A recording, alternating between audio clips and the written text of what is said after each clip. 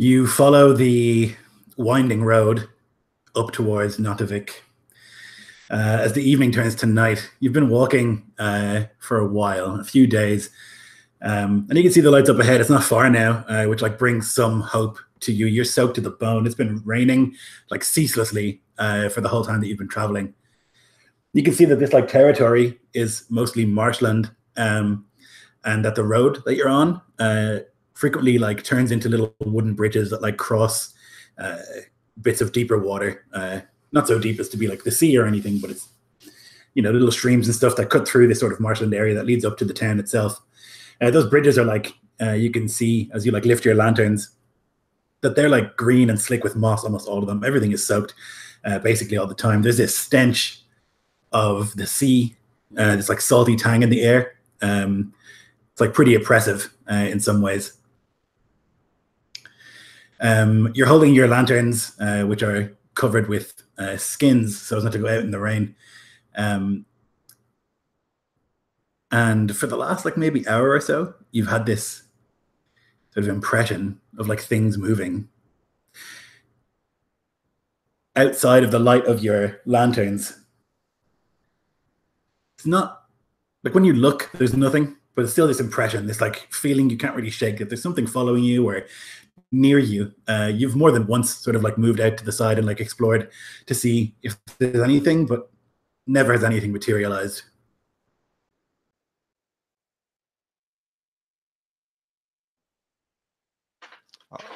Fishbone will like click his tongue and he'll say, "Trouble, boys. I smell it on the wind. Look to your weapons." And he'll probably unsling his bow and keep it handy. Snjallrverkr has already has his hand on his sword, which stands out over like the rest of his equipment as being overly just impressive in nature. He nods to you. Yeah, I swear I'm seeing things out there. What is it? What is it? You can hear that, Snjallrverkr, as you're like putting your hand to your sword, as if it's right behind you, this like sniffing. I'm sure I would turn immediately and swing with whatever my shield to just bash whatever. Not maybe jump, but if it's enough to gain my attention, I'm just gonna like kind of stiffly turn around. Nothing, just rain, just sheets of rain, and it's hard to even hear each other above the constant like spattering of it. I think the constant rain on my head for the last couple days is driving me crazy. Circle up, lads. Circle up. The shadows are talking. And I think, yeah, if they do try and circle up, Bodvar, wily survivor that he is, will try and be on the inside with his bow ready.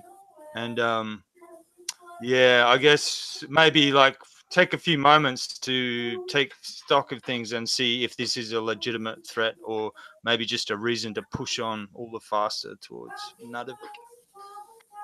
You can hear behind you, Calder, this strong, this one. Useful, strong. And again, as you like turn, nothing.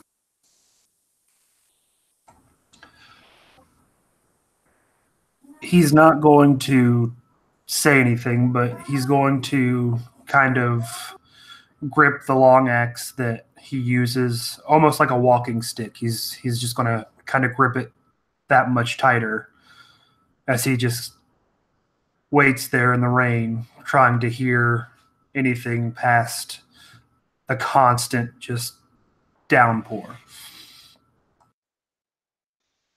You're crossing one of these. You go, sorry. Yeah, and responding to Bodvar's call to circle up, Bjornar will kind of look Snjallrverkr in the eye and say, "Do not be frightened by the foul land," as he gets in the position familiar to him that Bodvar calls for. Seems like Bodvar does have a sense for these things, and as the rain like continues to, you can see like now on the path behind you that there's someone moving towards you, sort of a hunched walk as they like approach. And it's like hard to make out in the rain, but you think that this person is naked.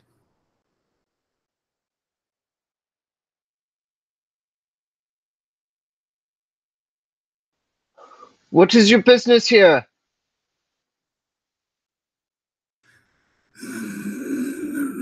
Dance. Dance in the halls.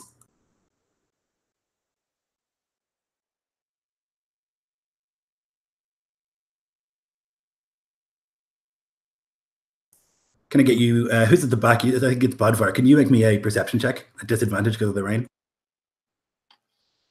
Certainly. Yes. That is 6. Impressive. Okay, so you're like, I guess all of you staring at this thing, this like figure that's coming closer, and you can see now that its skin is sort of very, very pale, translucent almost. The shape of its head is not correct. It's like elongated, like a wolf's face or a horse's face, like a human skull that's been like drawn out. As you're like staring at that, there's just something grabs at your leg, Bodvar, and pulls. I need you to make me an athletic save or a strength save, please. Okay. Now I'm wondering if my sea legs feet comes in here. It actually will, because you're on this like slippery deck, and it's very close to what it would be like to be on a long ship in the rain. So I'll say yes. Well, lucky for that. Athletics, or it was athletics, wasn't it? Strength save, let's do. Okay. Yep, I rolled an 18. Nice. So you can feel this like grip around your ankle, this vice like grip that like tries to pull, but you like let it slide a little bit, and you like regain your footing, and we're going to roll initiative.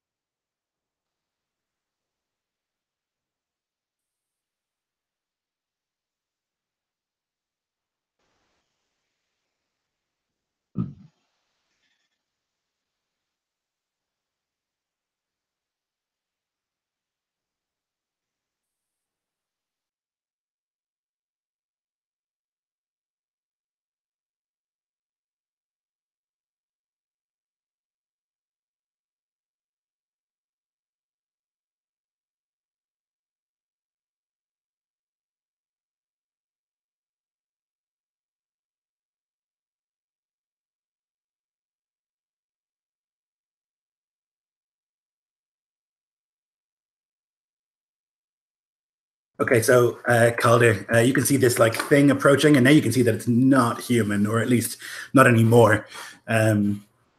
Stretched in the wrong directions, like arms too long, legs too short, and like I say, the face like stretched out in the shape of like elongated sort of skull. That doesn't look correct. I guess you would hear the from behind this like bang onto the deck of the slippery bridge that you're on, but it's your turn to go. All right. Was the thing that's approaching us what grabbed his leg? No, it's so that the thing that's approaching you is still probably about 15 feet in front of you, looking down. The All right. grab and the thump came from behind you. All right. So if I turn around, do I see anything Yeah, going you would on? see this arm that's too long, reaching from like under the bridge around to like grab at the leg of Bodvar. All right. Seeing that, and seeing that that is the closer threat right now, I would turn and just swing my long axe down on that arm to try and get whatever it is to stop. Okay, go for it.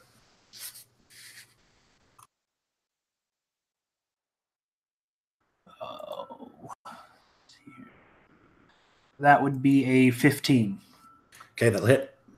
All right. 4, 8 damage. There's a squeal that follows, like too high pitch to come from this thing that obviously has like you can see this like wiry, muscly arm, and there's like this screech that comes from it. But it does remain its grip on the leg.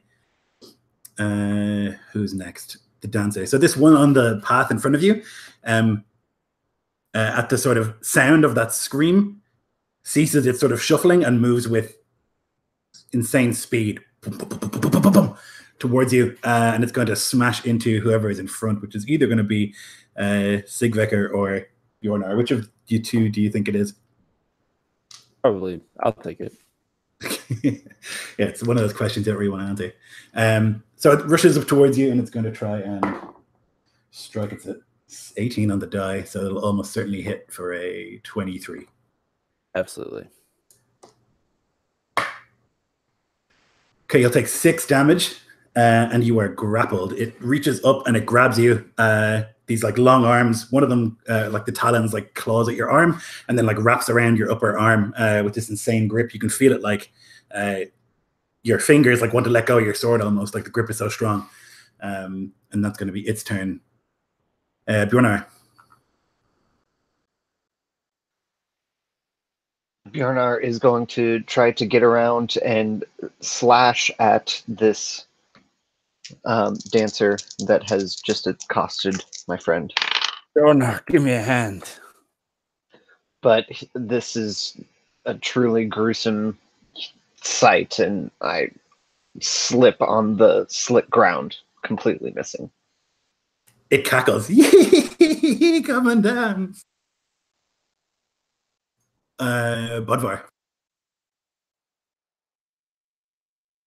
Bodvar being grabbed by this arm unawares, exclaims, "You tricksy fuck!" and drops his bow, and I think I'm going to try and extricate myself from his grip. So okay, so you can make athletics or acrobatics. Yeah, cool. They're both the same anyway. So that'd be a 17. Yeah, so you're able to like shake at the arm until finally it like lets go and you can step back. Yeah, cool. And I'll take my bonus action to mark it as my quarry. Okay. And I guess I'll draw one of my flint knives this round. Okay, perfect. Snjallrverkr. This thing is wrapped pretty much most of my limbs here, so I'm gonna try and break its grip with an athletics check. Yep. 13 on the die for a total of 19. Yep. So it's grabbing onto you and it's like singing this like sort of jolly song, and it's like lost in the music for a moment, and you're able to like peel its arm off you and push it back a little. You are free. It's the threat of dropping my sword that, you know, it's like, no, not having this anymore. I have to get this thing off me. Am I able to, like, can I use my bonus action to attack with my shield? Yeah. Yes, if you have that ability, then yes. Yeah. Not as good. Total of 14. 14 still hits. For 5 damage. Okay. And that's on Dancy. Hey. So I break free and just smash this thing in the face as hard as I can. Yeah, you see this like one thick molar, like a horse tooth, fly out of its mouth, but it continues like laughing and singing this little song. The grabber is going to like extricate itself from under the bridge and like crawl out onto the bridge itself. It looks just like this other one. This like long, elongated face like a horse and these long arms. It's going to go for you, Bodvar, and try and grab you. It's going to attack you actually because it gets to grab and it does that. But it misses it. It like swings this big arm overhead, but you're able to dance out of the way quickly. And that's going to be its turn. And then One Eye. From the other side of the bridge, crawling out from underneath it. Another one, almost identical. This one has this like disgusting hole in its face where like it's right. What do you call that? Like ocular area. All the bones there are broken and gone, and there's no eye. Just like dripping goo. It rushes forward and it's going to try and grab you, Calder. Gets an 18 on the die for a 23 to hit, which I think probably will do it. That'll do it. So 6 damage, and you are grappled by it. And then we go back to the top, Calder.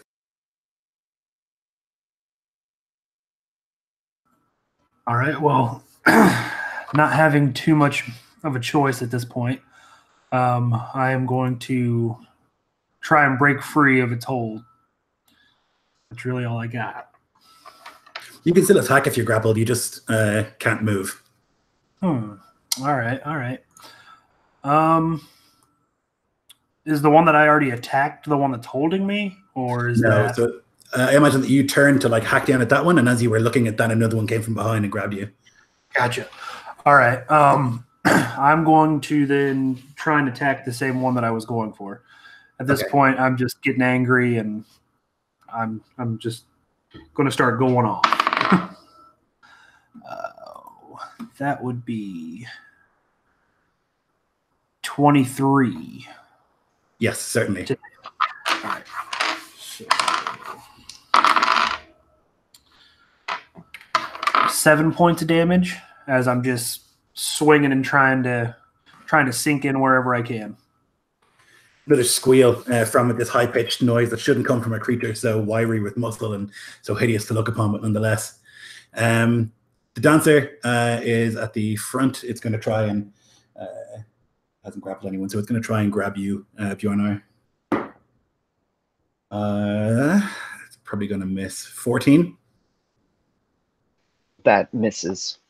Yeah, so it reaches out to try and slash, but you bring up your shield, if you have one, or if not, just dive back out of the way to try and avoid its grip, and then it's your turn.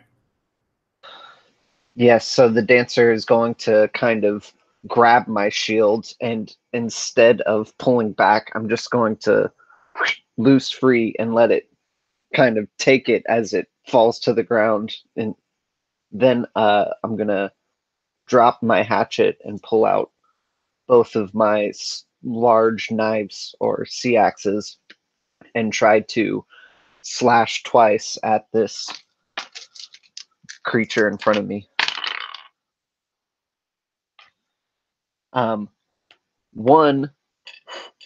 The first one, it misses. And then the second one is at disadvantage, correct? No, I don't think it has to be. Why? I thought when you're using an offhand, but maybe since it's a finesse weapon. Sorry. I think if it's a light weapon, it's not. I think you just don't add your proficiency. Okay, well, perfect, because the first one misses. The second one is a nat 20. Oh, baby. Excellent. Okay, so double your damage dice. Okay. So that is going to be a total of 15. Okay. Then I need from you a slice. D20 and a D12, please. Okay. A 12 on the 12 and a 14 on the 20. Oh, boy. And if this is on any of the brutal wound rolls, then I get +1 to the results of brutal wound rolls made with melee weapons. Oh, goodness. Okay. So you pierce one of your opponent's eyes. So you like slash or stab forward with the sayax and right into the thing's eye.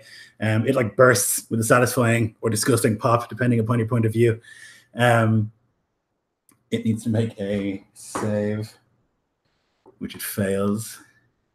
So it's incapacitated. It like rolls down onto the ground and just like whimpers and screams. Yeah, it's just like rolling around on the ground, screaming, incapacitated.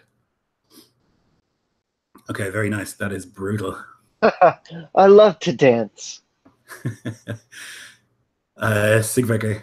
Oh, sorry, Bodvar's next.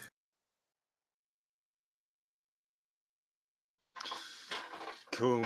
Okay, so the grabber who I've marked as my quarry, I rip out my other flint knife, and what I'm going to do is leap towards it with both blades, and use the Tempest feature, whereby you can attack at the same time. Yep. For the sake of system shock and whatnot. Yeah, that one. So it's 2 rolls of 21, and the Oh god. Yep.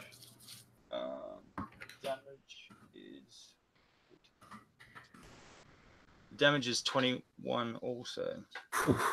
It's very dead. You can tell me how it dies.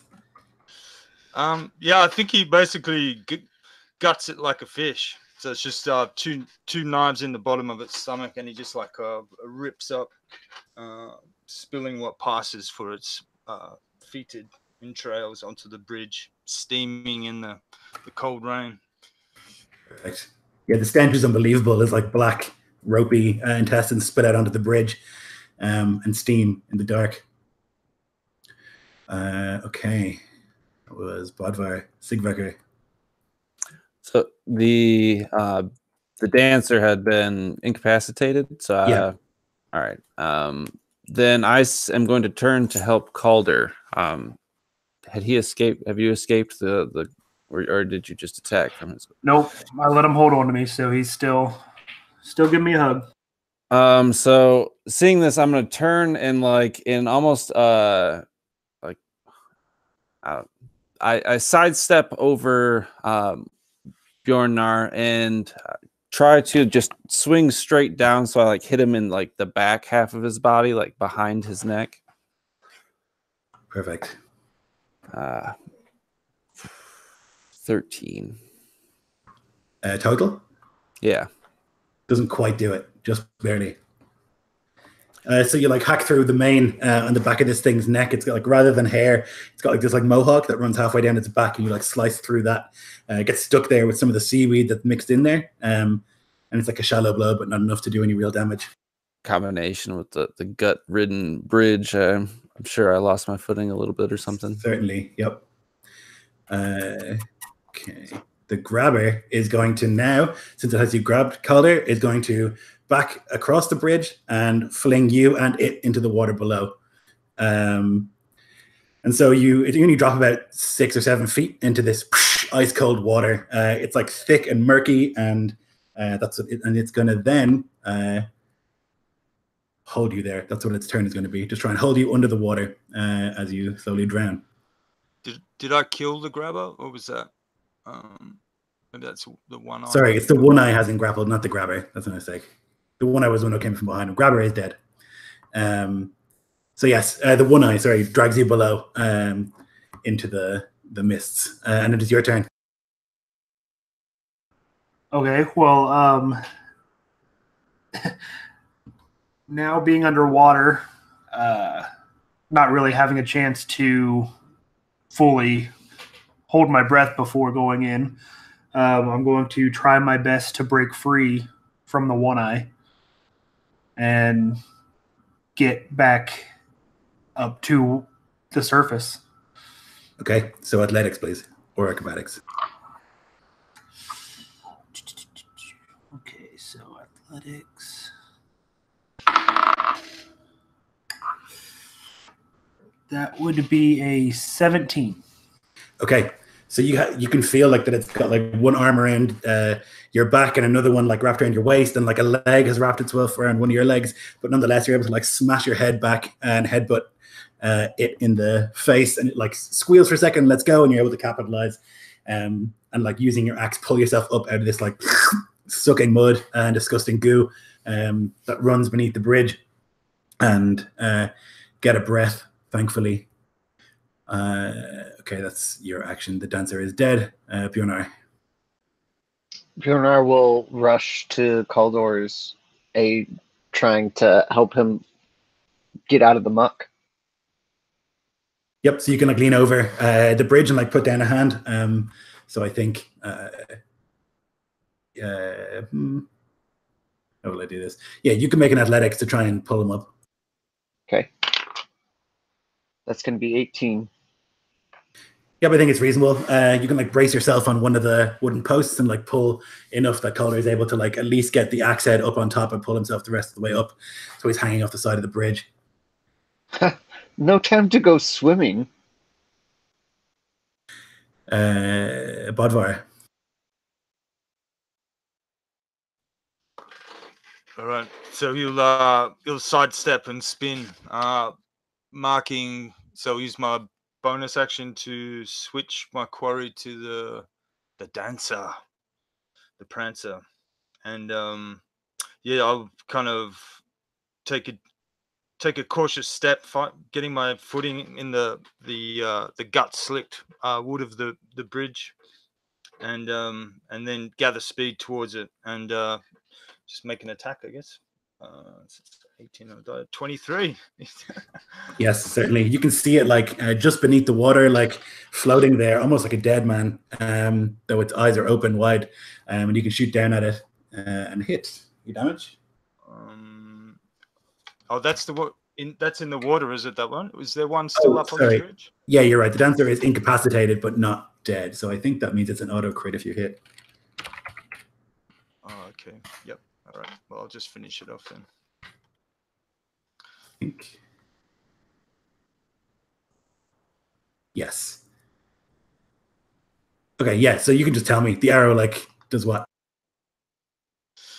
His knife, he'll just walk up and he'll just go, lean over it and say, "You are ugly," and slash its throat, leak out its life onto the ground.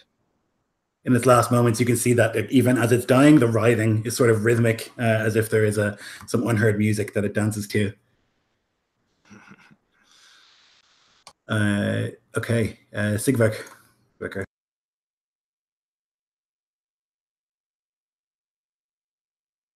You're muted, my friend. Yep. These bridges are obviously not like extraordinarily deep, but like how far is like where we're standing from the water? Like 7 foot at the highest. So I'm gonna imagine still kind of at like the front of the group. With my lantern, I'm just gonna try and get to the other side of the bridge with like opening up the bridge so everyone can move off of it. Okay, no problem. Yeah, it does not surface again. It seems like as you look to like flip downwards and swim, although you were in that water color, it's not that deep, but it seems to go deep. It seems to go somewhere hidden in the murky water there, and does not return. So we're out of combat.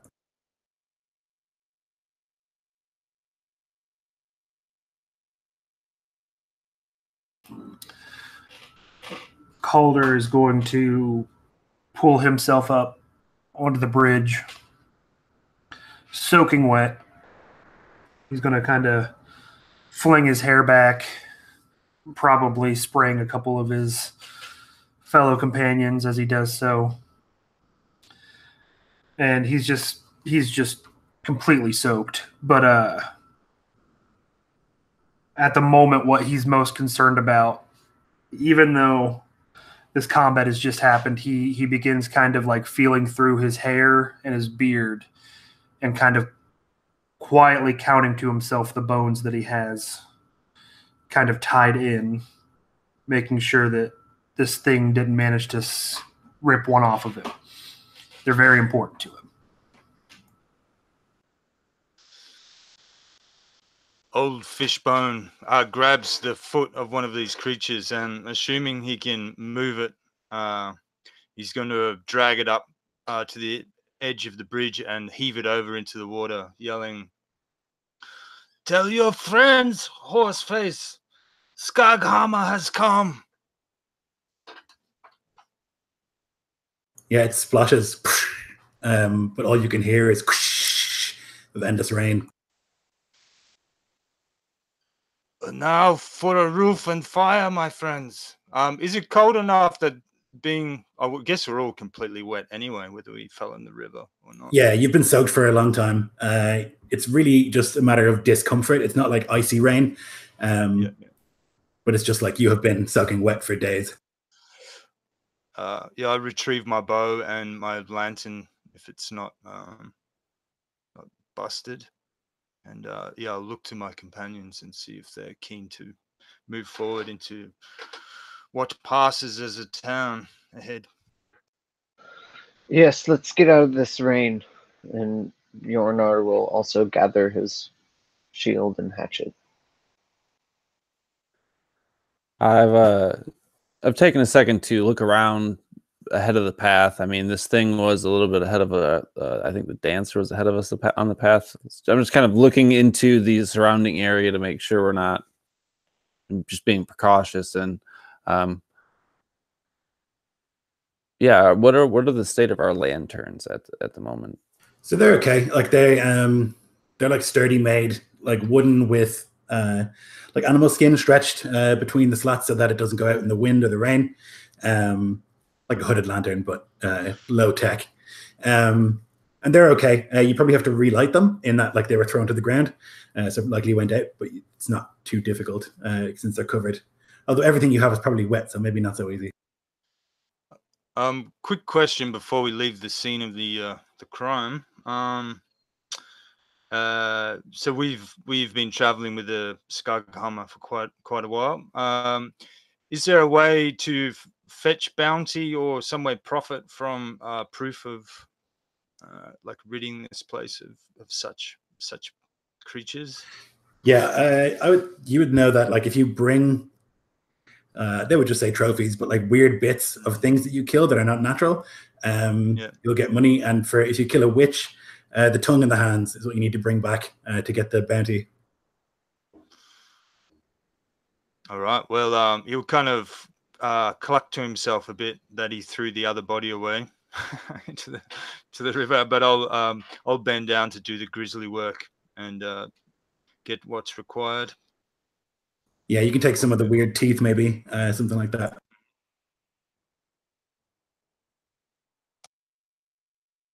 Okay, so you continue along your way across more of these like winding bridges, these like slick bridges. A few times you like almost slip, but it's like, well, you're taking your time, I imagine, trying not to rush and fall into whatever lurks below. Up ahead, you can see Náttavik. It is this town that's built around the remains of a Jotun tower, built for actual giants who are 30 feet tall. And so like some of those buildings that remain are simply gigantic. And you can see that the human buildings are basically like stuck to them like ticks onto the back of a huge bull, just like leeching and like huddling in the height of these enormous buildings, most of which are crumbling and ruined.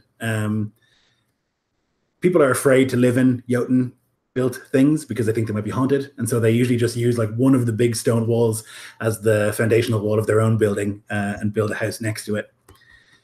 This is what you can see as you like approach these like winding streets. It's not like many of the settlements that you've been in. It's much more sprawled out because of the fact that of this Jotun foundation to the place, and so you can walk through like what would have been a room for Jotun, but it's actually a street here for people.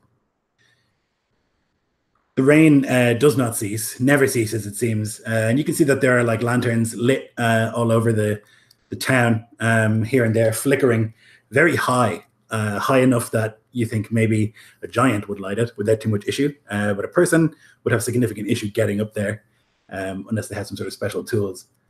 And as you continue like your way through, you can hear sort of hushed tones here and there, and the occasional like from inside a house or inside a pub or something like that. But yeah, this is what you kind of see and hear as you approach.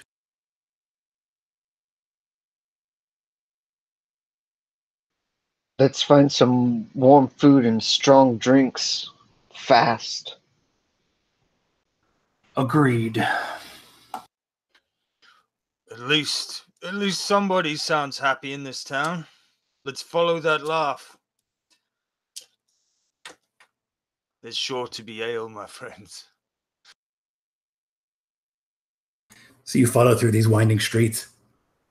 The shadows are long here. The lights way up above you.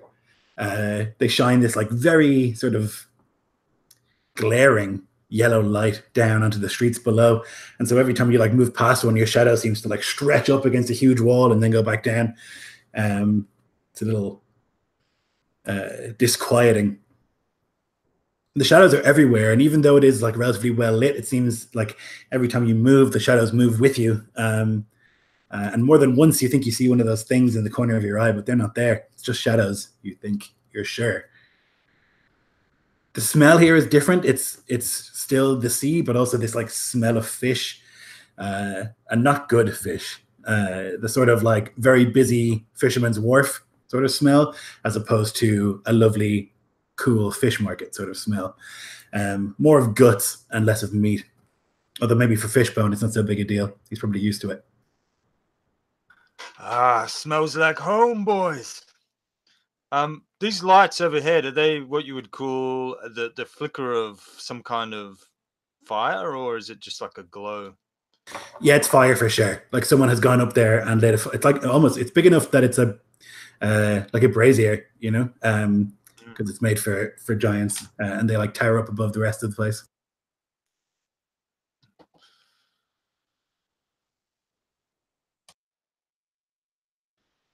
I do not like this city, or town. I do not like living in someone else's home. Well, if we went to only nice places, friends, how many witches would we find? Too true. What are you talking about witches? There's a man like lurking in an alley, an alcove, and he like pops his head out as you like walk by him on the soaked cobblestones. What are you talking about, witches?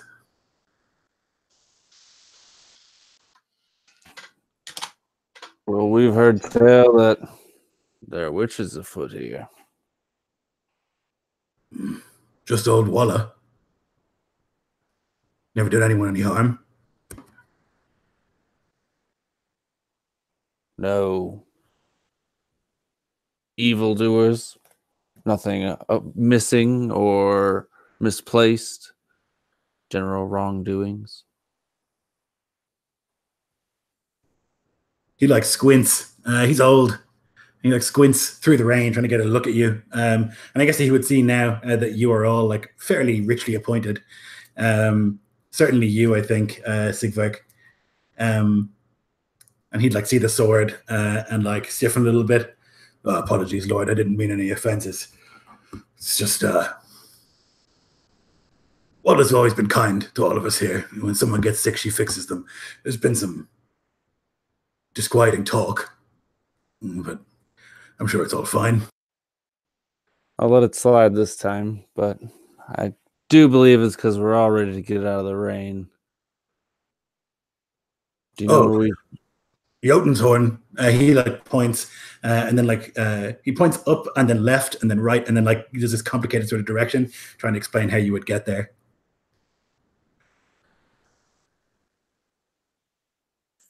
Not far. Did I understand it? It's kind of like if you've ever been down in the middle of nowhere and you stop and ask like an old man for directions, and he's like, right, you just got to go up here, right, and then left, right, and it's just nonsense. But he's trying to help. Turn left at old Heldvar's place. Oh, Heldvar doesn't live there anymore, but yeah. That's it, exactly. Just point, old man. Show us the way. That way, that way. We'll do the rest. So yes, I'm going to use my keen ale senses to seek out this place of comfort and respite. Yeah, a bit of walking, though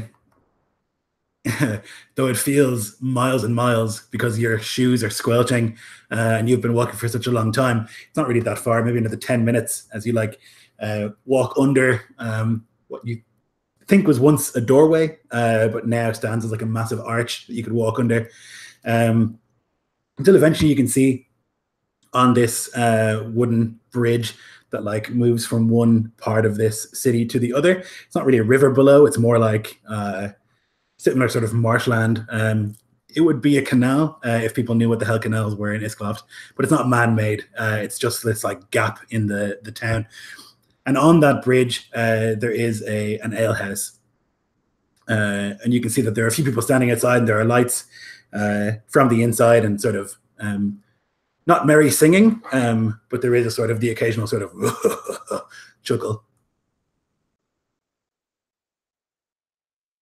And moving in, you can see that it's fairly full, not like packed to the rafters.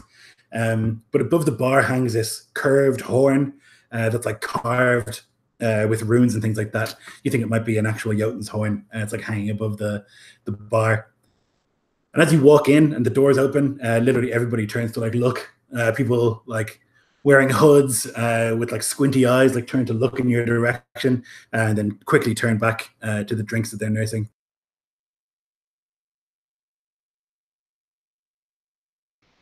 Friendly bunch. All right, let's go get some drinks.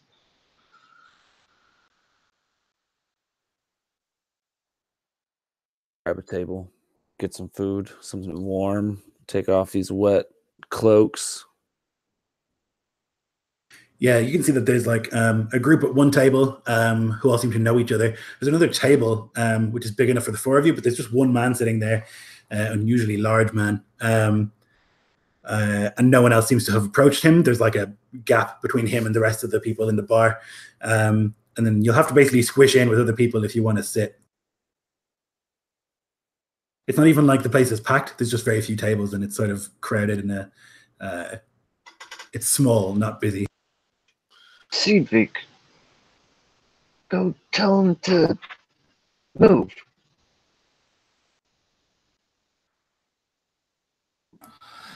Is the table that the larger gentleman is sitting at, does it have enough seats for all of us, including him, or is there not enough room?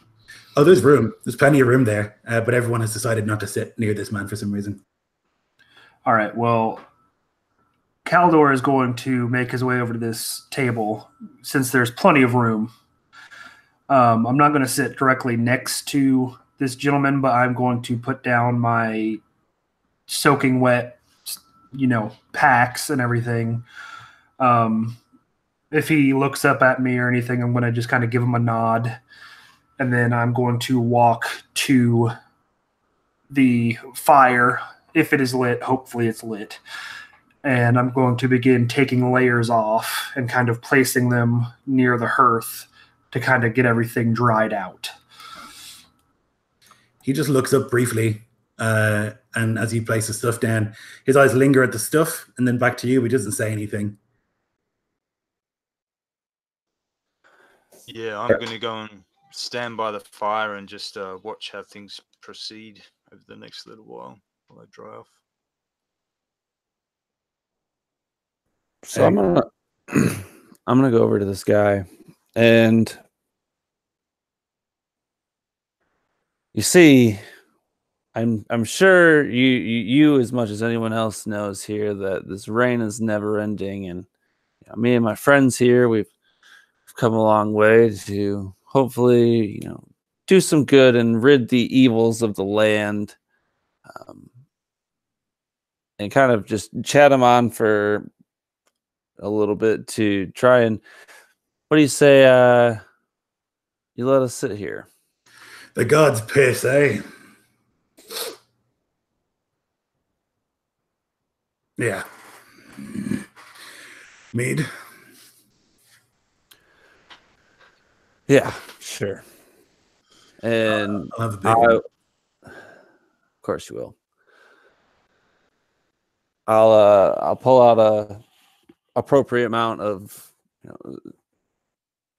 silver. I think it's scrap silver. Yeah, hack silver. Yep. Yeah, appropriate amount. Slide it to him. I'm not being generous by any means. Just like, okay, yeah, here, move. Yeah, as you sit down and you like provide that gesture, he like nods in appreciation, and he'll like do this like 2-finger gesture to one of the serving people, who will come over and he'll like say something quietly, and moments later they'll come back with like food, bread, things like that. You're the only person in this place who's spoken to me. I find it odd, to be honest. Well, in my line of work, I speak to a lot of people, and What line of work is that? witch hunting. He reaches up and grabs the amulet of Thor around his neck at the mention of witches and spits. It's like a superstition to ward off evil. You are wise to adhere to tradition. It seems straying away from tradition is what lets such foul behavior run amok. Something fucking rotten in this town. I don't like it. Me either. Perhaps once me and my friends get a chance to eat, I could come and ask you what you think is going on. Yeah, but I'd keep your voice down. These people have been looking at me for a while. Like they want to fucking eat me. Can't imagine why. And you can see those glances from that table. There's about 6 or 7 men sitting there, all huddled over their drinks and like drinking. But every time that you turn to look at them, you'll see one of them is like in the action of turning back away to look at the table as if he had been looking at you. But they're all trying not to get caught doing it.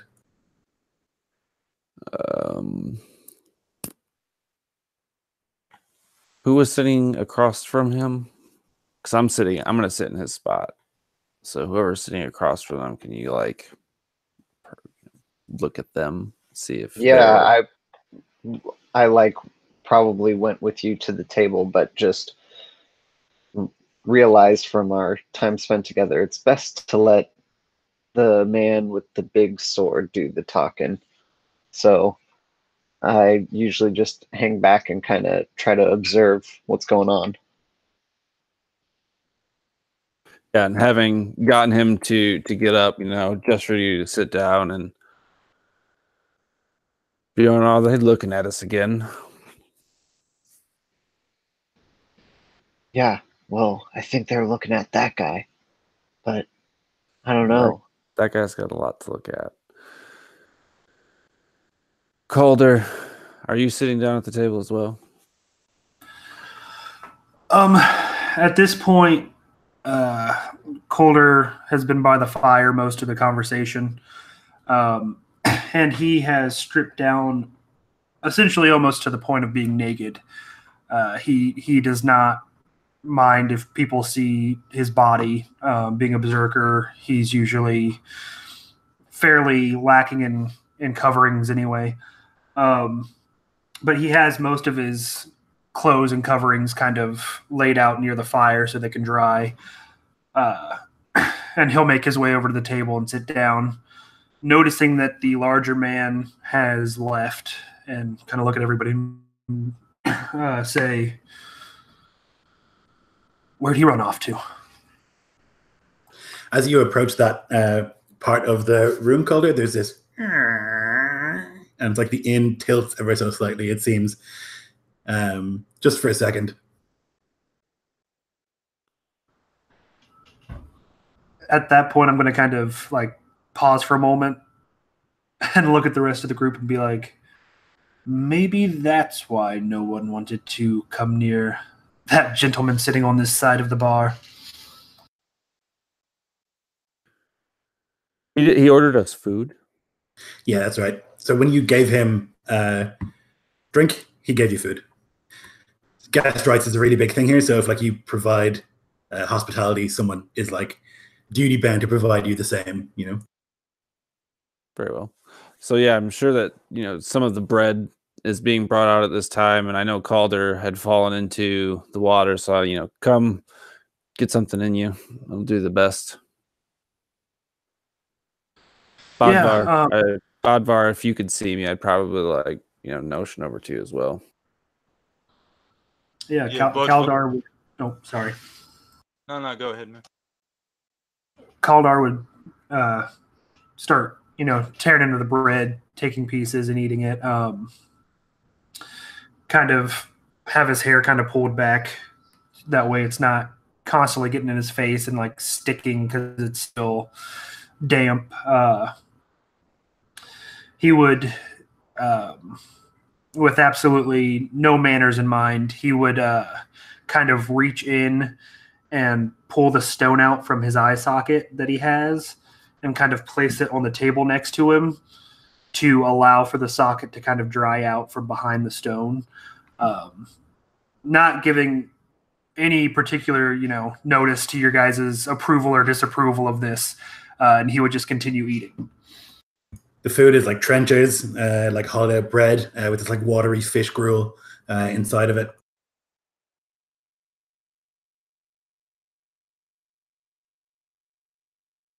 Yeah, well, Fishbone's been over by the fire, and he's like wrung out his wool tunic and gone through the ritual of checking over his equipment, seeing that nothing's been overly damaged or compromised in the rain, making sure everything's in, checking his knives, and then only then, once he's attended to his equipment, having learnt the hard way that that's can mean life or death. Only then does he look over to the food, and his spare form kind of saunters over, slightly bent from many long years at bent at the oar, and sits down to eat kind of sparsely.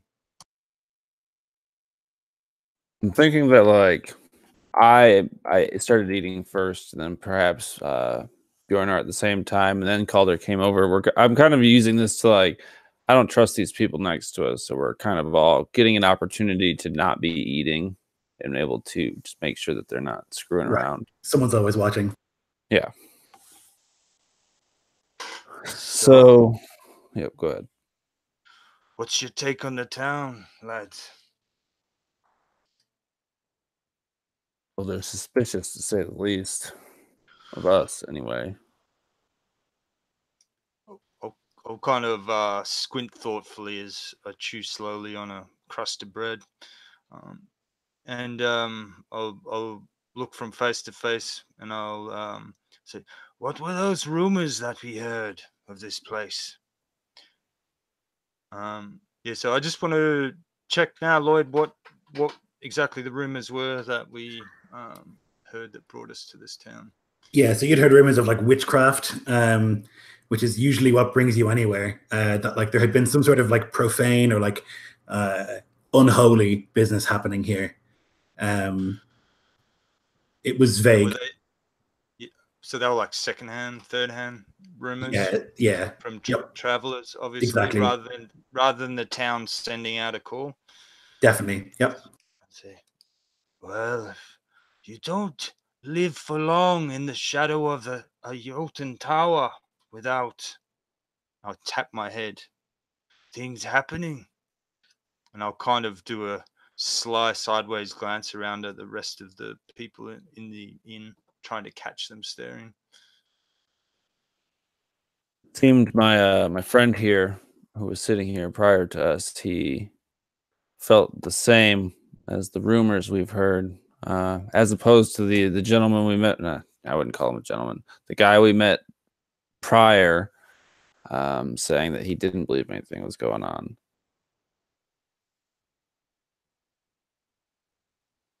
So my question is, if they're happy with their witch, who's going to pay us?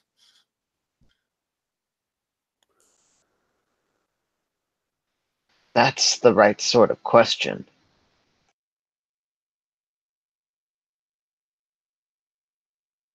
But do you think those fish people were part of the witch's spawn? Oh, you mean like the horse-faced skags at the bridge? Did they look fish-like at all to me, man?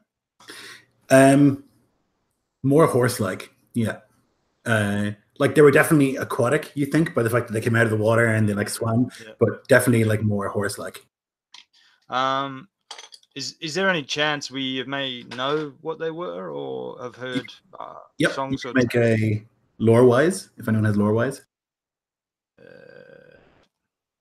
Oh, that brings up a question I have real quick. What is the modifier for wound-wise? Sorry, I don't mean to cut you off. Wisdom. Okay, Wisdom. thank you. No, I don't have that skill. Do you need proficiency to even make the attempt? For lore-wise, yes. I have it, and I rolled a 13. So you would have definitely heard stories before of these kinds of creatures, or like at least stories of like horses that live in the water that like lure people to the water. You would have heard stories that like if you touch one, your hand is stuck to them and you can't pull it off, and then they'll ride into the water with you with them. Stories like that. But you would have heard them from all different parts of Isloft about these creatures, varying. In some places they're like men with a horse's head. In some places they're like men with a fishtail who like play a violin, but it's all kind of similar stories. You think some sort of like water monster. With 13, that's like as much detail as you're able to figure out.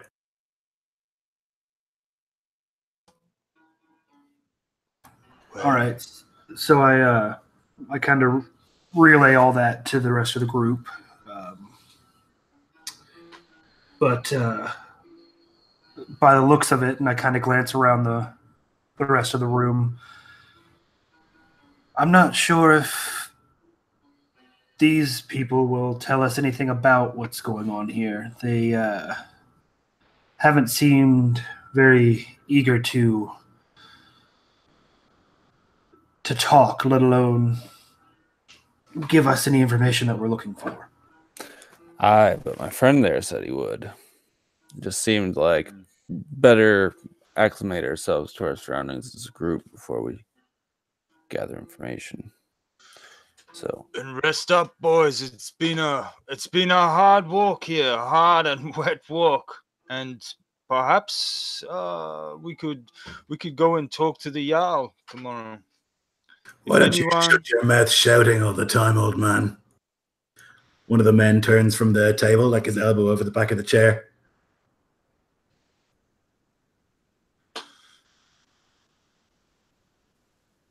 Well, I guess I kind of crack my neck. I guess it depends on who's going to shut it.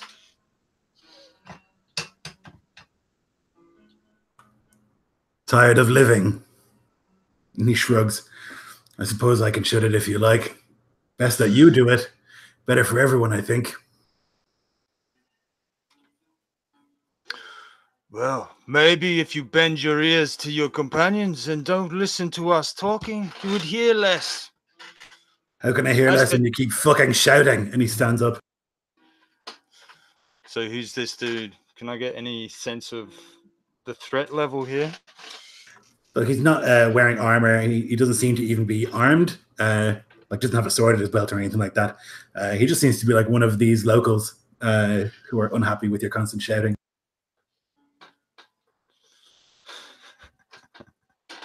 I think I'll kind of lean back in the chair and look around the room and see if this is going to be a call to action for a whole group, or this is like one dude I'd have to deal with. Yeah, there's a bunch of them sitting at his table who are like now all looking in that direction as well. It's from that table who are looking or watching you a lot. And while they're not talking, the rest of them, you can see like a couple of them like snigger at this like head bully's behavior. He's tall and bald with a bit of a pot belly. I'll kind of stand up so my weapons are well in sight, and I'll kind of spit my food out into the trencher, and I say, "Hi, I am tired of living, but it doesn't mean I can't take some asshole with me.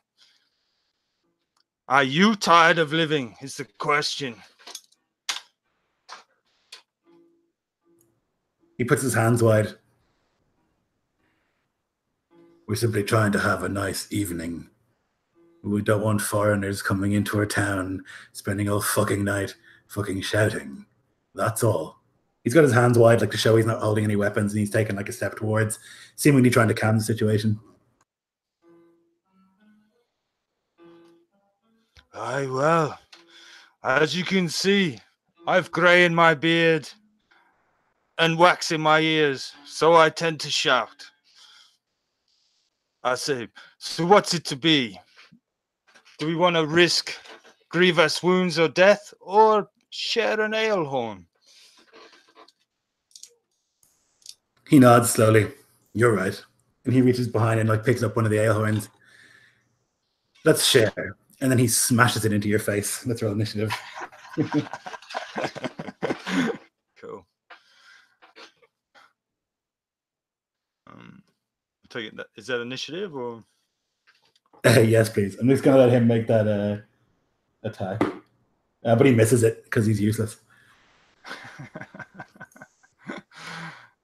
Cool. All right.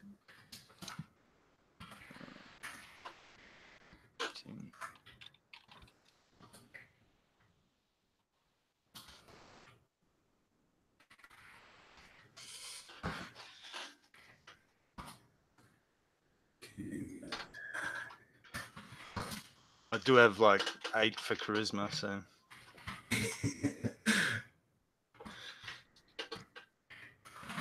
I like Fishbone. Poor guy. Like.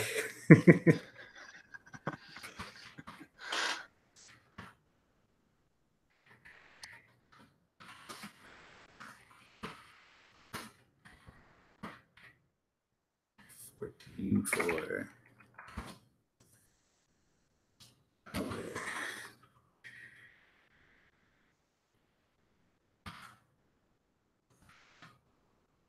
Okay, so this guy, he says, let's share the ale horn, and then he tries to smash it into your face, but you're like well aware of what's happening here, and this is not your first, nor your second, nor your 10th rodeo, and so you see the blow coming a mile away, and you like move back out of the way, Fishbone, and it just past your face.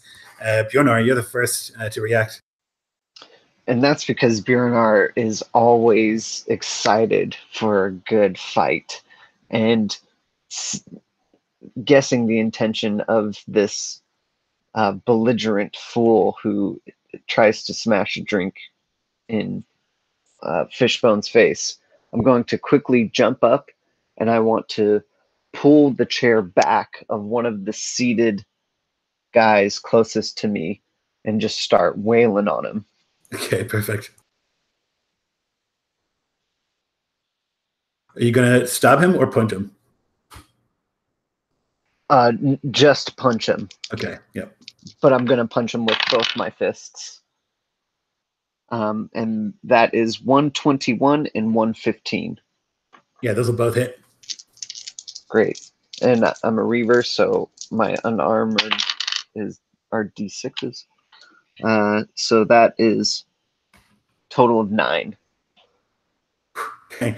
Yeah, so you pull back Askell Two Toes, and he's not great at standing. He's got like some gammy legs and missing a lot of toes. He's like pull his chair back. You just smash one fist into the side of his head and then another, boom, right in the temple. And he just like collapses back down to the chair and like slides down onto the ground unconscious. Don't fuck with the Skaghamarrs. Fishbone.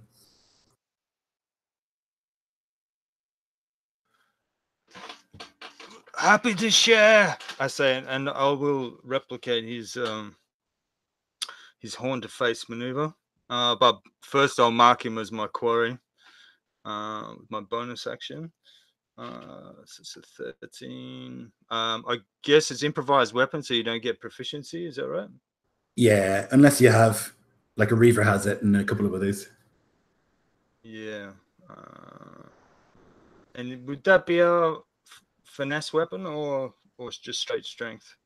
14 even with strength, so yeah, 14 hits.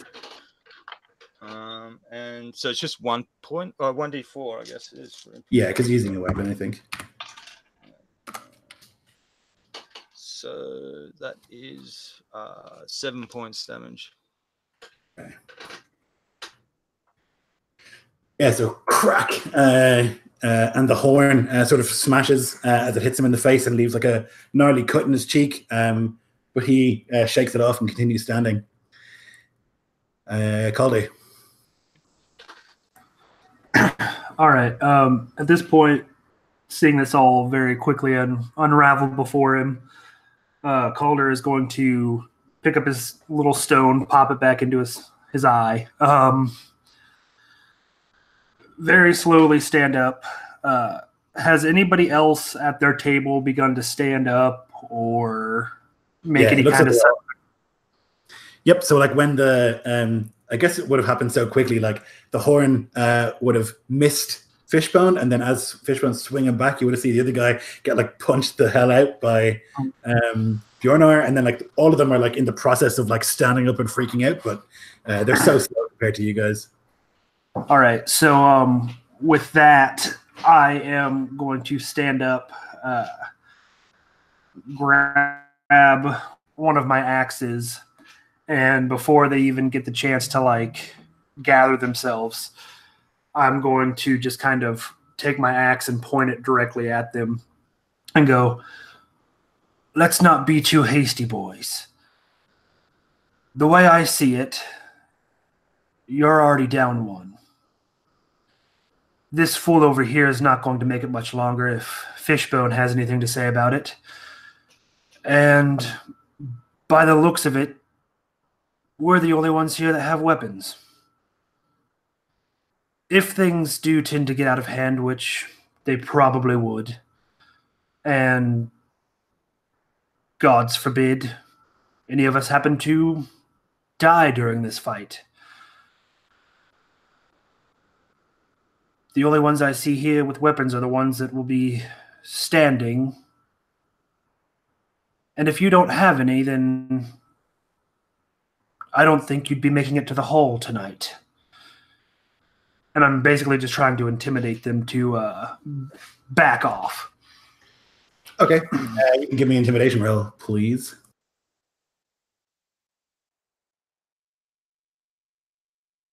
That would be a 22.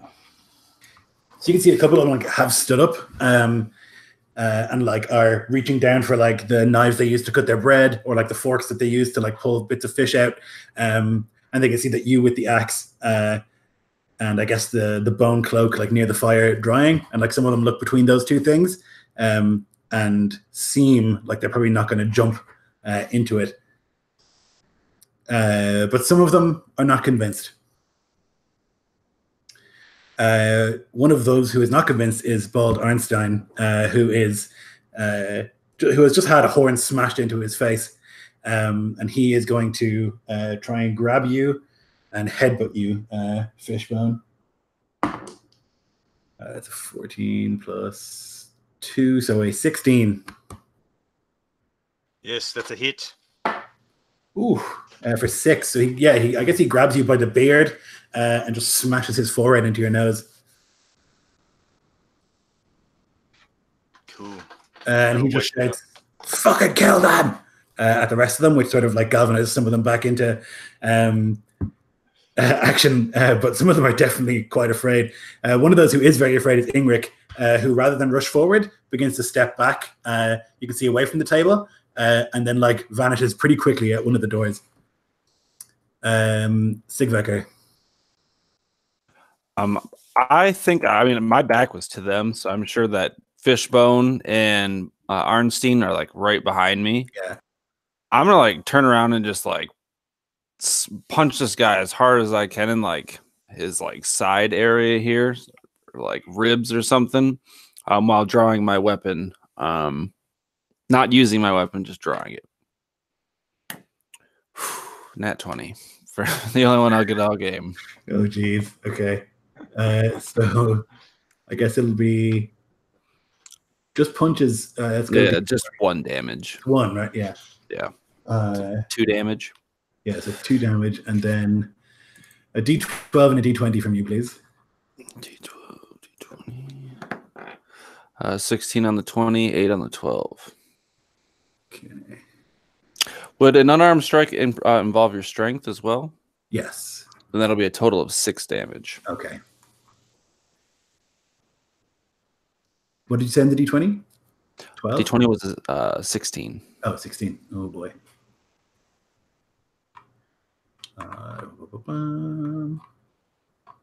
It's a very long list of critical effects here. Just 1 second. That's good. His head goes flying.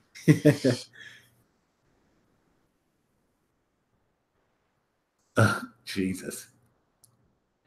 So you like swing back and like smash your elbow into this guy's ribs, and he just like coughs up a bunch of blood. Something obviously has broken inside of his body. It seems he has to make a save, which he does not. He suffers from serious internal bleeding. So he's just like, so what's happened is you've broken one of his ribs that has like lacerated into a part of his insides, and he's just like coughing up blood onto the ground, and he's like woozy now by the look of him, as he like tries to keep standing.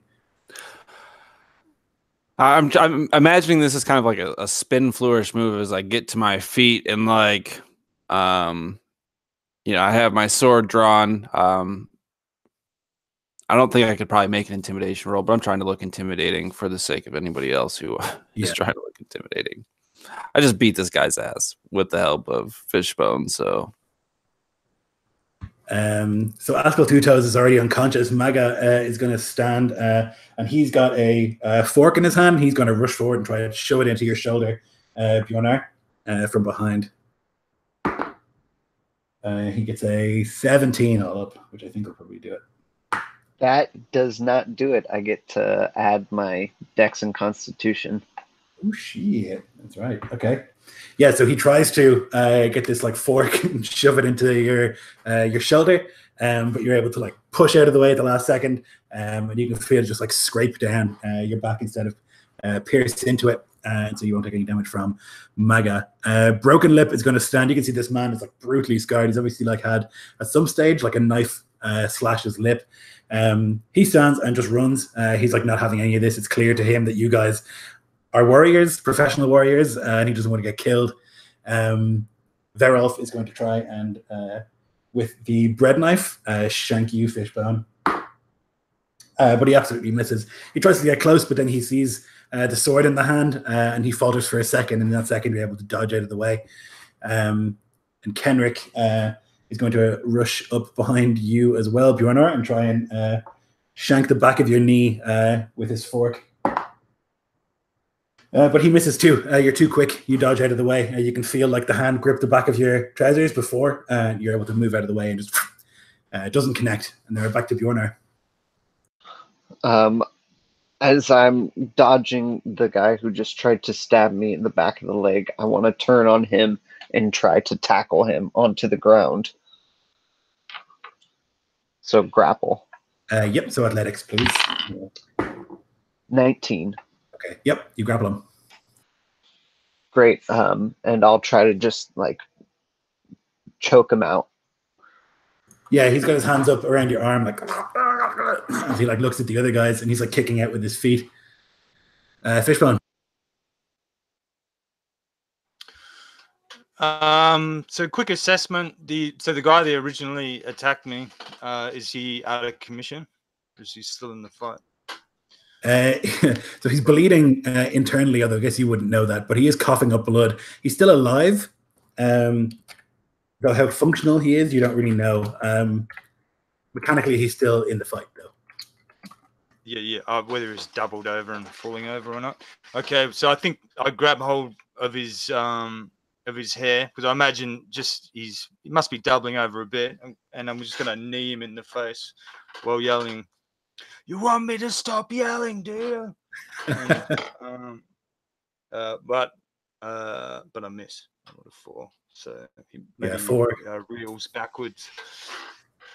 4 is not quite going to do it. Yeah, he's like reeling back and forth, and maybe just as the knee comes forward, he like luckily swoons back a little bit. Calder.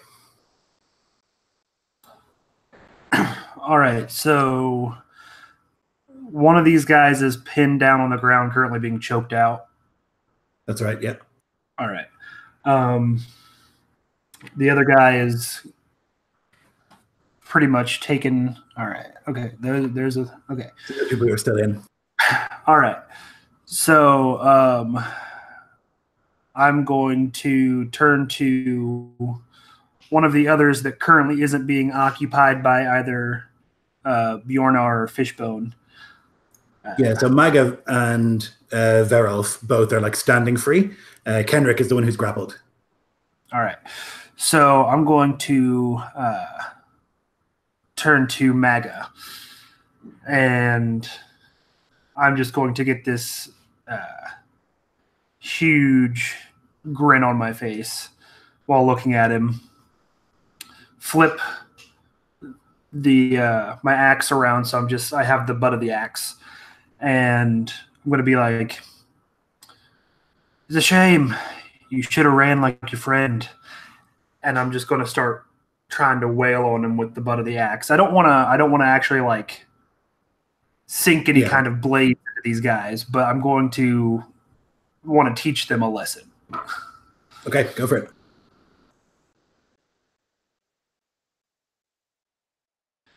$15 to hit. Yep, that'll hit. So I'll say it does 1 dice lower of damage. 1 dice lower? All right.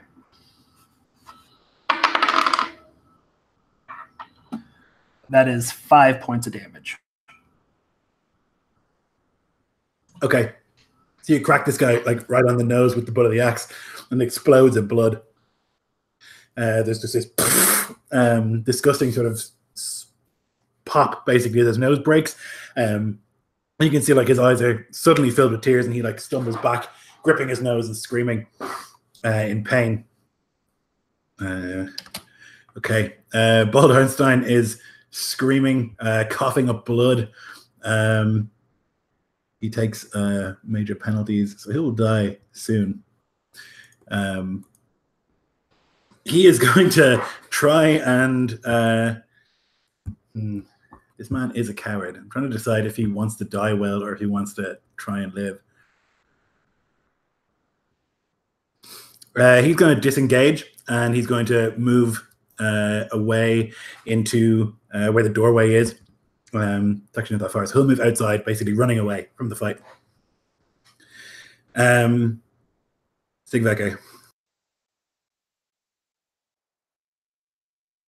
Verolf was still standing, correct? Yes. Verolf was one of the guys that stabbed Bjornar, or was he? Yeah. I'm actually, rather than use my sword, I'm going to grab like the back end of the chair and just like smack it into this dude's.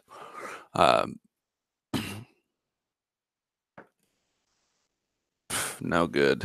We're looking at a 9 total. 9's not going to do it. Just barely. So I guess it goes over his head and maybe you let go of the chair and it just... Or, I mean, maybe it's just too close to space. I can't like... Yeah. Can't get a good grip. Enough or momentum to actually... I just like bumped this guy with the chair. Okay. Maga has a broken nose. He's bleeding heavily. He's going to try and... I don't know, man. I think he runs. I think if somebody hits you in the face with an axe and you still have your life, you run. You run. So he's going to disengage at the door. That's going to be his business. Verolf and Kenrick are the two who are like actually who think they're big shots. So Verolf is going to try and as you like swing the chair, try and shank his fork up under your armpit, Skaghamarr. But he does not succeed. These guys cannot roll to save their own lives. So he gets a 7 all up. He like tries to get in there, but you're able to like deflect it with your elbow and turn the blow aside. Kenrick is grappled. He is going to try and stab just right behind him, basically with the knife that he has at you, Bjornar. It's a goddamn 8. So he does nothing. And it's your turn, Bjornar. I want to continue to just choke him, trying to make him pass out.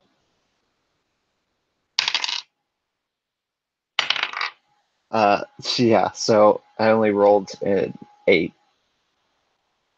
Oh, to continue grappling him? Yeah. It's better than his. So you're just holding him there, and you can see that he's like getting weak. Like his initial stabs were like pretty close, but now he's just like sort of flailing slowly and like trying to stab at you, but it's not very effective. Yield, Fishbone, it will all be over.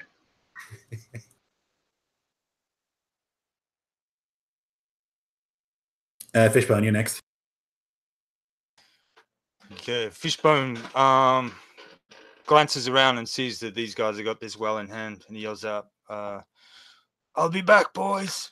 And my intent is to follow Bald Amstein, because I think if he's close to death, he's going to make a beeline for the witch, or Nice. a healer, and so I might be able to find out where her location is. Otherwise, maybe you might have an accident on the way, so we'll see. Yeah, I mean, you are an expert tracker, and this man is a big fat idiot, and it's easy for you to follow him. Like, he's making no attempt to hide, and you could track a deer in the rain, and so it's like no issue for you to follow this man. So I'll report on that when it comes back around to you, Calder. All right, so I'm going to... Kenrick left, sorry. Which one?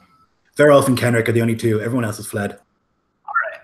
So after kind of bloodying the nose of Maga and causing him to run off, I'm going to turn to Kenrick, and I'm going to take the butt end of my axe, and I'm going to lick the blood off of it a little bit, just kind of looking him dead in the eye, lick the blood off. I'm going to go wide-eyed, and then I'm going to start chanting my berserker chant. Not to actually go into a berserker state, but chanting it to try and just absolutely scare the piss out of him as I'm just staring at him wide-eyed with like a little bit of blood dribble out of my mouth. He just stares in horror. Yeah, Kenrick is the one who's nearly unconscious, so it'll be Verolf that you're doing that too, I think. But he is like, he can see, he doesn't speak whatever language your berserker chant is in, but he gets the impression that it's either some sort of sorcery or it's like a threat, because it's clear from the sort of like the tone of it. And you can see he like looks to the door several times, and you're almost certain that he's going to leg it if he gets the chance. All right, I'm just going to keep chanting it, and as I'm chanting it, I'm just going to kind of point the butt of the axe towards him, just to really, really have it sink in. Einstein is running as fast as he can through the streets, and you're able to follow him without any issue. Fishbone, he like runs, and you can see at some stage you like pass someone who's like up on this very, very tall ladder, like keeping one of those fires lit, and they like watch as you run past, not far behind Einstein, and he does indeed go to this like nook hidden away in one of the dark alleys in the shadow of what was once like an archway that's like nearly 70 feet up in the air, partially collapsed. There's this small structure that's like clinging to the stone wall. There's an awning like covered with animal skins, outside of which there are like herbs and meats and stuff drying, and you'd be almost certain that this is where the witch lives. And he's running towards there. All right. Yeah, I'll kind of slow my pace till I'm standing still, and I think the edges of his eyes will crinkle as he smiles, and I'll kind of thumb my nose in the rain and mark this place well. If it's kind of nondescript, or I think I might get confused, I might put a mark somewhere if there's a wooden structure. But if I think I can find my way back, it won't be a problem, and I'll just head back to the inn. I would say that the other characters might have issue, but because you're a Kurganger, you like are adept at not getting lost and finding your way places. I think you'd be okay. Cool. Okay, that was Arnstein. Skaghamarr, there's only one. Like Kendrick looks like he's almost unconscious, and Verolf looks like he's about to flee. You can see that he's like eyeing the door a lot as as Calder chants at him. I'm not gonna stand in his way if I'm in between him and the door, but I am not like moving in any way. So I guess it's just a matter of positioning. My sword's out. If he wants to fuck around, he can. Yeah, he does not. He runs the second, like he's looking first at Calder and the chanting, and then he looks at you with the sword out. And the second he gets the opportunity, he just runs for the door and like spills out of it as quickly as possible. Coward. Uh, But yeah, seeing that Kenrick's on the ground and he took off, I'm good. Okay. Kenrick is going to make one last final attempt to try and stab back at you before he falls unconscious like a big idiot. He goes a natural 1. So he's just, I'm going to say that he falls unconscious at this stage. He's been choked and he's like down to the ground. He like swings out ineffectively with the knife in his hand and then is dealt with. Oh, good night. Where did Fishbone go? Up We're after indeed. that. We might just take a quick break there, guys, at the end of this, and we'll come back in like 5. Yeah, bet.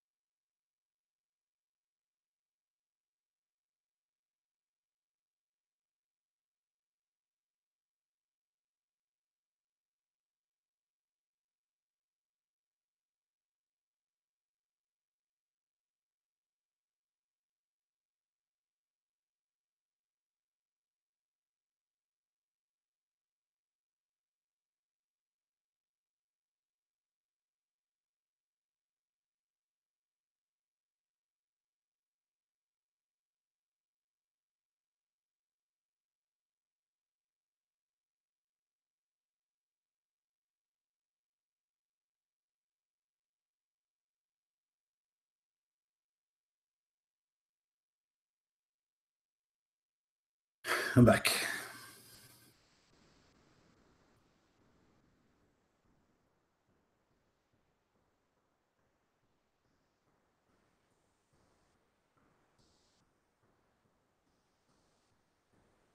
Yeah, so you broke that guy's ribs, Baron, and he's gonna die in like 1d4 days. Some of the ribs went into his lung. Well, I mean, sucks to suck. To be completely fair, I forgot that I also have deadly blows, or I think that's what it's called, and it should have been 1 point higher, but he didn't need it. He didn't need it. Yeah, he was already fucked.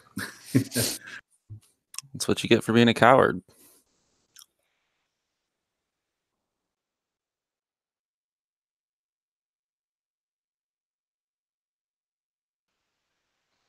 There's nothing quite as bonding as a bar brawl. Yep.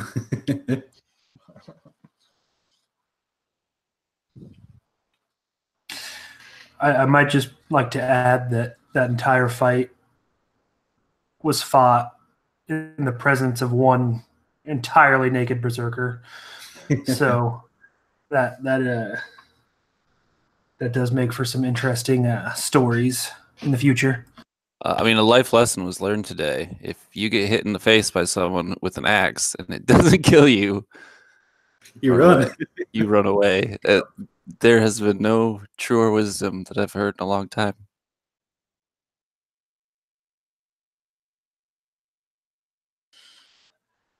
The axiom.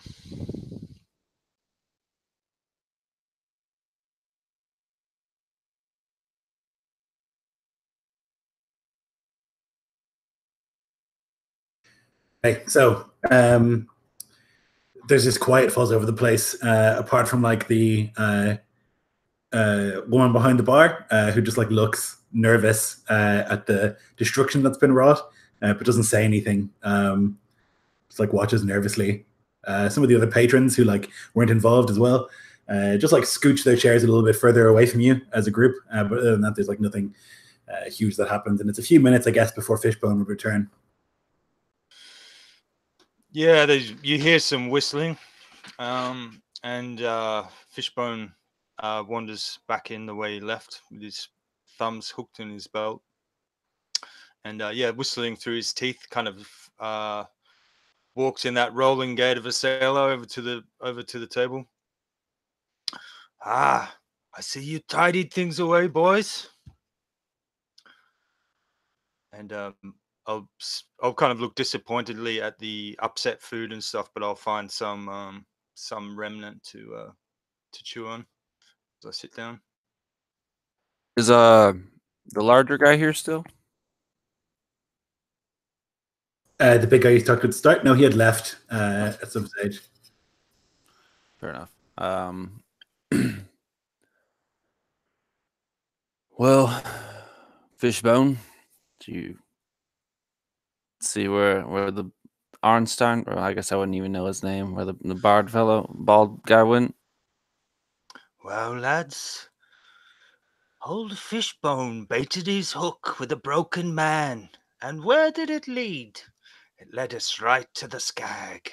I'll kind of grin with a self-satisfied smile and lean back, chewing on my food. Go to wash it down with some meat, and then remember that I've smashed my meat horn. Sure, you can take one of theirs. Nicely done, Fishbone.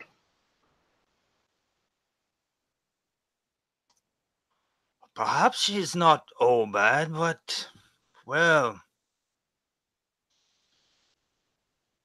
he was a feisty one.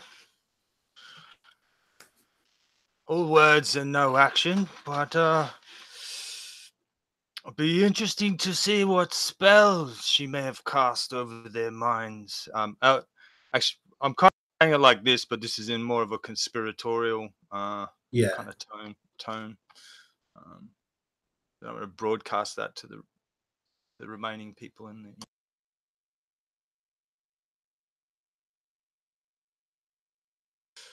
There's a man comes over to the table. He's got red hair and a red beard, and he sits.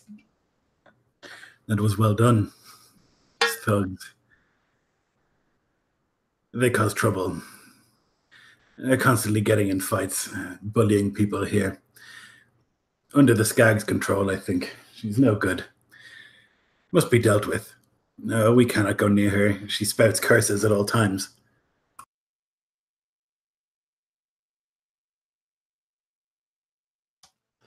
Yep. I'd grab my Go ahead. No. Go ahead, man. I was gonna say I would grab my amulet of Thor and spit. You seem to know your business, though. And you're no thugs walked in off the street, I can tell. You're warriors. Bright warriors. This is good. Maybe we have a chance. Jarl has sent here to quell some rumors we've heard of foul magics and rituals in the area. Is it reasonable to believe that it's the Skag then? It must be, yes. She has plagued us for years. Years. She has brought this darkness and this rain. Well, it's good to see there's some people in their right mind in this town. Fishbone, you still have those teeth.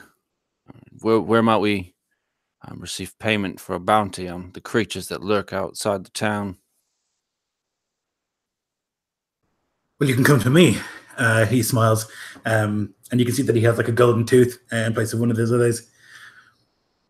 There's no Jarl here. It's really just a collection of people who live here. But I'm Alderman here, I suppose. I'll pay you for the death of the Skag, certainly. Alderman what, if you don't mind me asking? Concabar.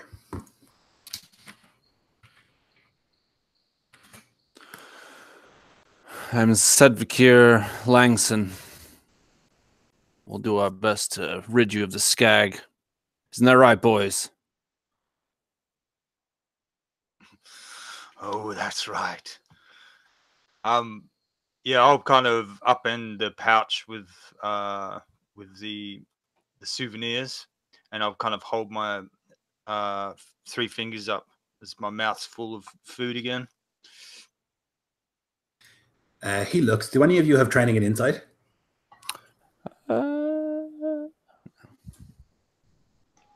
Yes. You can make an insight check.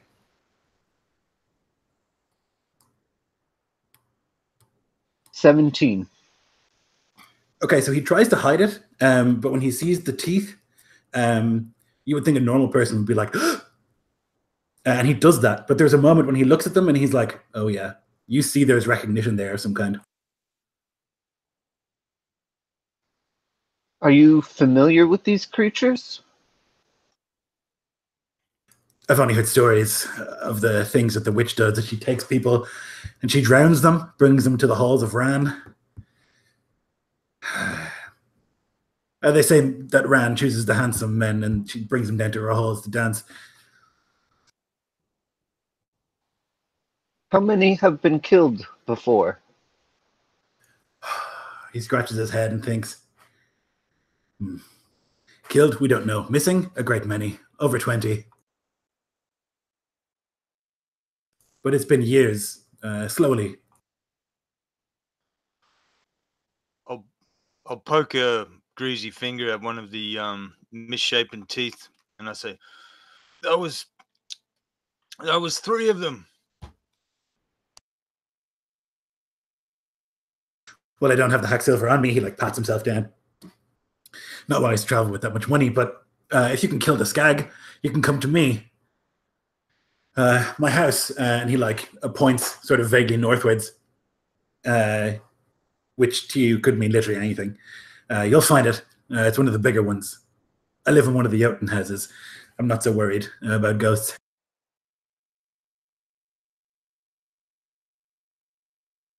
Not so worried of ghosts, but Skags. The Jotun built these places to last. It's a shame that we do not live in them. It seems crazy to me that we will build our own little wooden huts rather than live in splendor. Skags, we should rightfully fear, I think.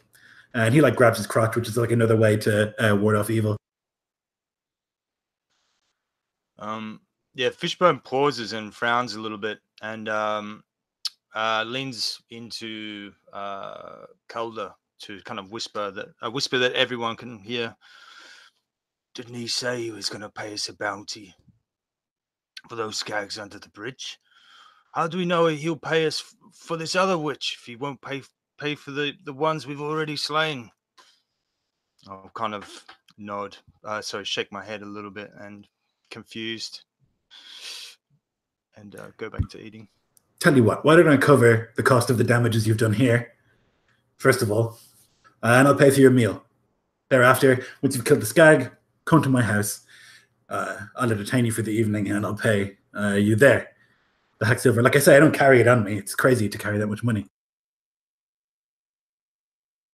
He's right. Yeah, that sounds good to me. Oh, yeah. Wasn't us that started the fight. We just finished it, but right you are.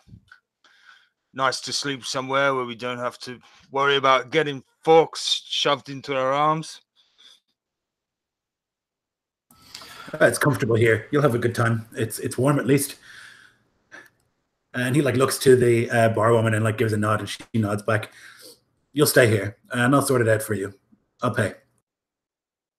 I'm just so grateful to have useful warriors here at last.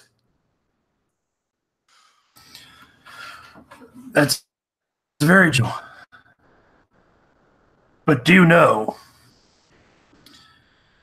if we take care of the skag for you and you go back on your word and the payment isn't paid,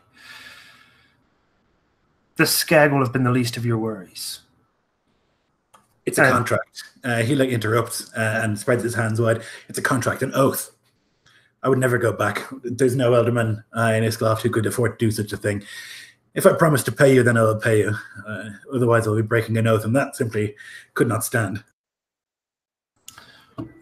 Kaldar's going to kind of nod and make his way over towards his possessions that he had laid out near the fire. Right you are, Alderman. Right you are.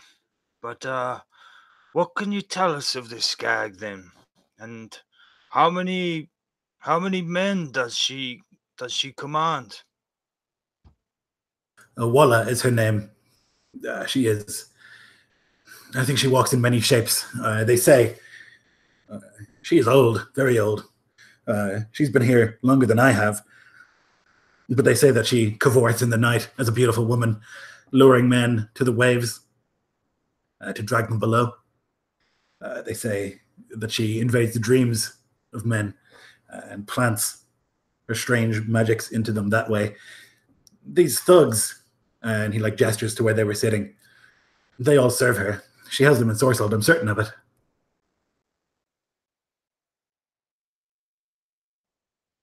How many of those was there in total? There was 7, I think. Mm-hmm. Yeah, maybe 6.5. Yeah.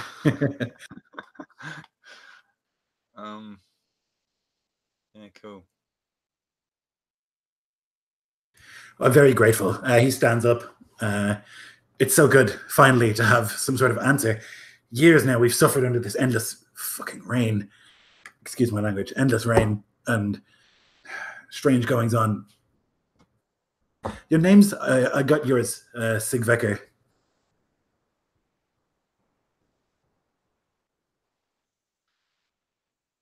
I'm Bodvar. Bjornar. Bodvar, Bjornar. But you can call me Fishbone.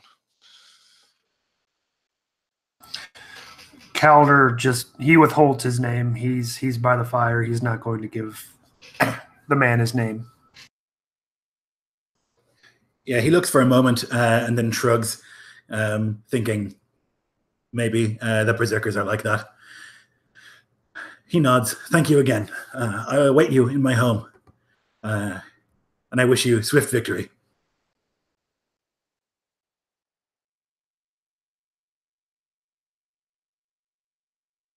Yeah, and then he will leave the bar. How late is it? So it's probably, I guess you got here. It was dark when we got It's here. dark. Yep. So it's probably like 10 or 11 at night. How do we feel? Bed now? Yep. Best at least one pair of eyes keeps watch at a time, I'd say, though. I'll kind of scratch and stretch, yawn a bit. Would it be expected we just sleep in the common room here? Yeah, usually you'd sleep in like the common room near the hearth. There'd be benches and things that you can like shred out on. Yeah, cool. And yeah, I might go and stretch out on a bench with my bearskin cloak. Damp bearskin cloak. Yeah. That Elderman was not telling the whole truth. He knew of these creatures. He did not flinch when he saw the teeth, as if he had recognized them. I'll like try to whisper that to just them.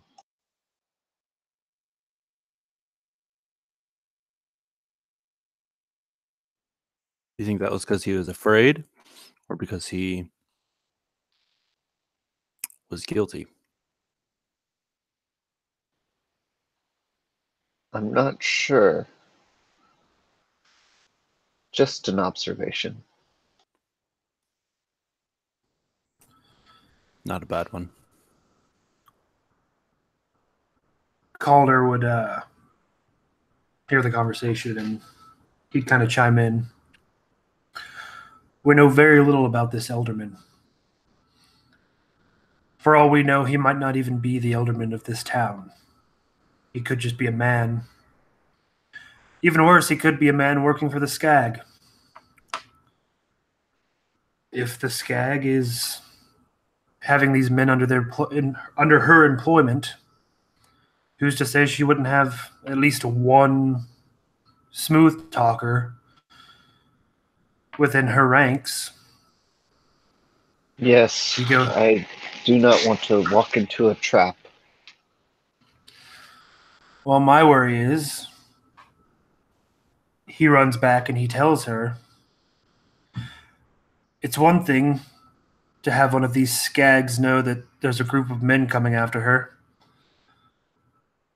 But imagine what one of these skags might be able to do with, say, a name or names. And he's just going to kind of quietly look at the fire at that point. Bjornar will shut up in embarrassment. Yeah, Fishbone's eyes, where he's lying in his cloak, his eyes snap open, like the traditional superstition of the Iskofin running through his mind. Is there like a difference between your name and your true name or something? Is there any Yeah, so like your nickname wouldn't be, well, I mean, I guess none of you are witches per se. You don't like understand fully what they do. You just know that they do it. But I think that you like, there's definitely a belief that like knowing someone's name is powerful, you know, that you can do things with someone's name.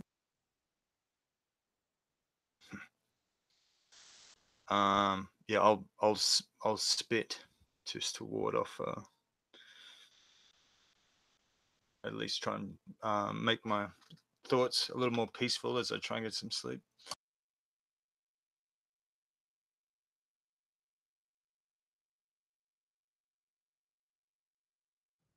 So if you guys spend the night sleeping, you get a short rest. So you can spend your hit dice if you want to rest that way. While you're sleeping, Fishbone, you're sailing. And it's cold and like a little bit sleety. There's like this storm overhead that's like swirling. The never-ending sort of wind and these big waves smash against the boat that you're in. Almost capsizing you several times as you like pull on the ropes and try and keep it together. Like battling the rudder as best that you can, trying to steer into the waves. And in the tempest, this like endless whoosh, you can hear this like singing, this music. And as like you crest one of the waves and like it crashes down, you can see this like light ahead and calm at the center of this storm.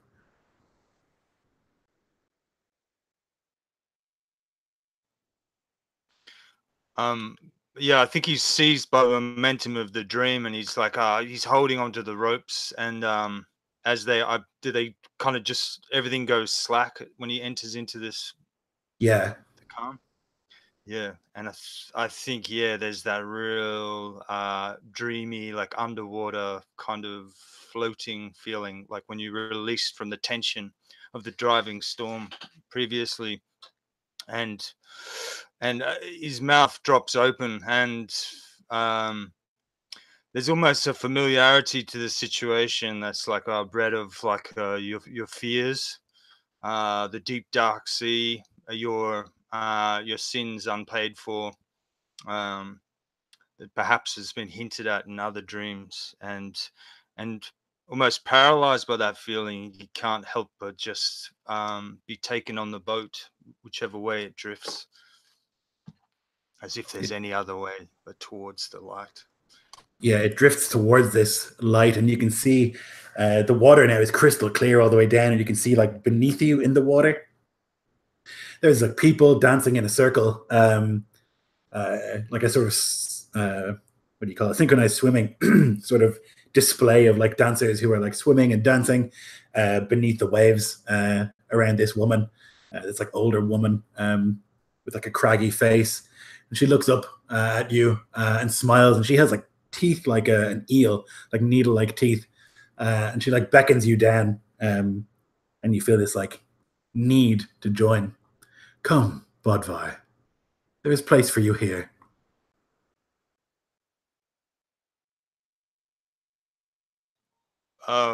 I think old Fishbone is like it's like being caught in a rip. You can feel it tugging at you, this kind of awesome primal force that's almost melting you downwards, but at the same time, his tenacity as a survivor, he's even in this dream state, he's clinging to the mask, and his fingernails are ripping and bloody as he's trying to like climb this fragile mast of the boat, to like almost climb up towards consciousness and away from this horror that he knows lurks seductively below. Can you make me a wisdom save? Probably not, but he goes. Oh, 17. Nice. Oh, actually, 19. I forgot. I'm quite cunning. Very good. You're climbing up to the mast, and you like reach the top of it, and you perched on top of it like a bird almost, it seems. And you can still hear that voice. Bodvar, where are you going? There's room for you here. I have made room for you at my side. Why not dance? But you like are able to shake yourself to consciousness, and then you like cough up seawater, salty water. He kind of chokes a bit and sits up, like spitting it out on himself. And he's like, all right, lying skag bitch. And I guess he kind of falls off the bench he was sleeping on and like crawls towards the fire as some kind of antidote to the terrors held in his dreams. And I guess possibly disturbing the sleep of his companions, thereby ruining their short rest. No. Bjorn, are you two awake? And you're north, very far north, like in the lands of the Skraelings north, and there's just white everywhere that you look. There's like sideways snow that's like building up in your beard, in your eyebrows, and your eyelashes even. You like hold your shield up feebly to try and stop the snow just for a second so you can like get some air. And you're walking across this like ice that cracks every time you take a step. And you're so tired. You've just never been so tired before. You've been walking, it seems, for days and days and days in this fucking snow.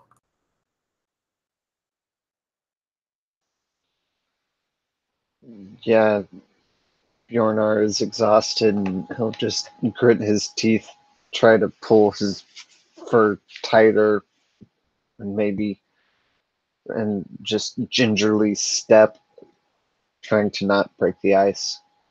It need not be so hard, Bjornar. Why not stop? Why not rest? No, get out of my head. Rest. You have walked so far. Your bones are cold. Why not rest? Look. And as you look, you can see that there's like a roaring campfire ahead, and like this thick warm tent and like roasted meat. Why not come? Sit by my side. My mouth starts to water and I can feel my hamstrings just tensing, just about ready to explode from exhaustion. And I try my hardest to resist moving towards there. Can you make me a wisdom save? Yeah. Oh, 6.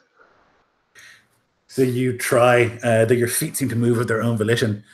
Yes, come and sit.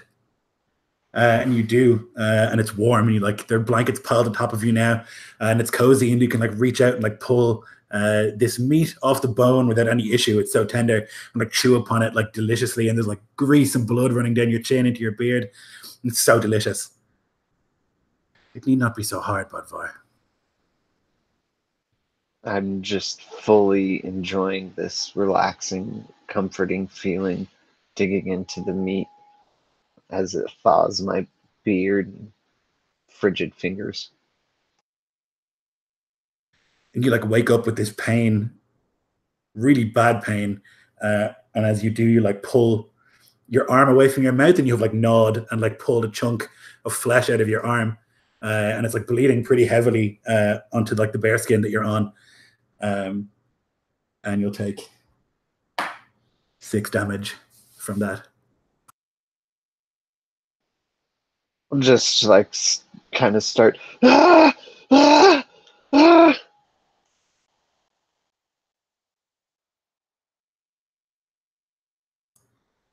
Snjallrverkr, you're home with family, your child maybe, or young anyway, and you're at the stream that you would have played in as a child with some of your siblings, some of the other children, and you're playing rushing and jumping over the stones and having a good time. You can hear this music. Just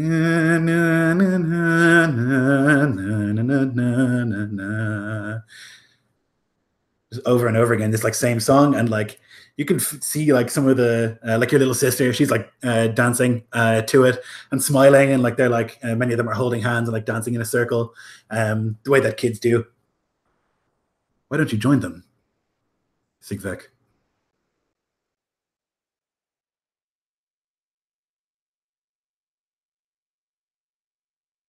Oh, you are muted.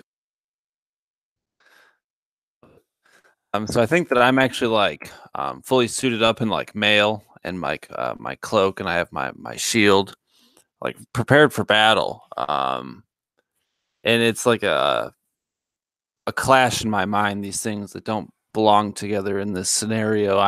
I feel the urge that I've done something wrong, and perhaps I had, and that's maybe why I had to leave. And so me being here is very unsettling to me. Dancing and playing with my siblings,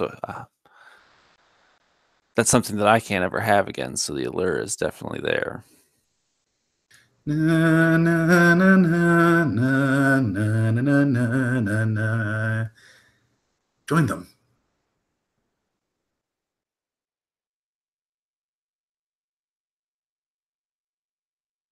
They've missed you, Snjallrverkr. Have you not missed them? Simply look down at my boots, probably calf deep in water.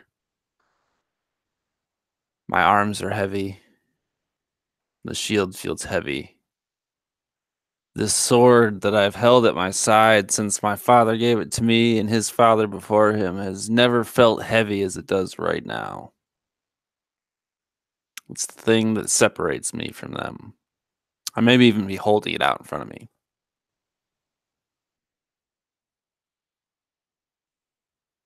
I can't.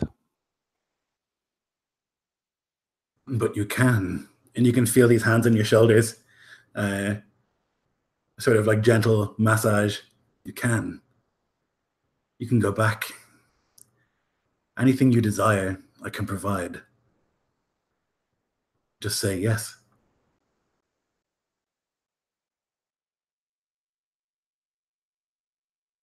I'm going to try and resist if I can. Yeah, go for it. Wisdom. I'm not good at these. Oh dear. That's a 2 on the side for a total of 3. Why not join them? You refuse. Not wise. They want you. They miss you. And you miss them. And yet still you resist. And the hands tighten around your shoulders a little tighter. Then you shall dance somewhere else. And it's like, you are splashed under the water. And you're like, are like floating in it. And you like look up and you can see that the stream you were standing in is hundreds of feet deep. And the sun is vanishing quickly as you like look just down into the crushing depths. And you awake too and are coughing this water up out of your lungs. I think like one of the last things I've seen is like a horse version of my sister take my sword away, and I try to speak Gunbrakir, but I start choking on water, and that's when I wake up. Perfect. Calder, you sleep. Dreamless, calm sleep.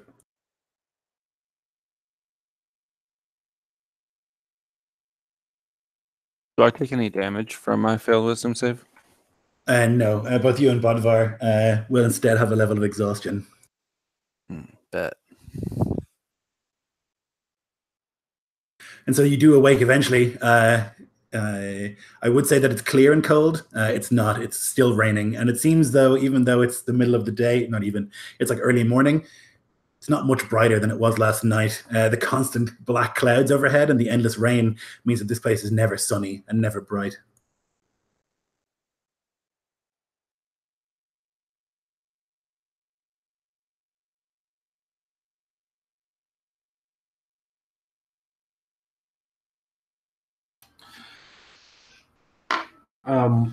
Waking up, do any of us notice the injury on the arm at all, or I guess unless Bjornar tries to hide it. No, Bjorn will like look to you guys, seeing if you also have been afflicted by the curse of the skag as much as I have. She came to me in my dreams. Didn't sleep very well. Fishbone's just sharpening his filleting knife at a table, back and forward, and like pauses briefly as the guys mention their dreams, but then bends back to his task.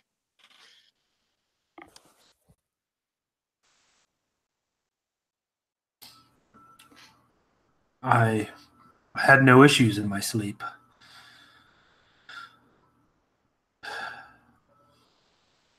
We need to kill this bitch.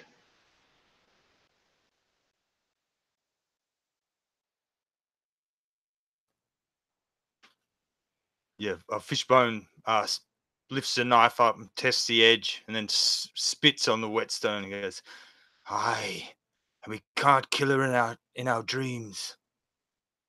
But I know where she lives. Oh, I know where she lives." "And what of the alderman? You say you slept well, Calder. Maybe you had the right of it with the names." That would be my guess. Now, the only other person that heard our names was probably the woman behind the bar, right? Yeah. Is she around yet, or? Yeah, she'd be, I mean, working, like getting dinner going, like keeping the fire, and like she'd just be around. Yeah, I think I'll probably like slowly, sort of mid sharpening. As this idea occurs to me, I'll just look slowly up and level a pale, a pale kind of, dare I say, fisheye stare at her, sizing her up for possible betrayal. Hunting skags has taught him to distrust all women.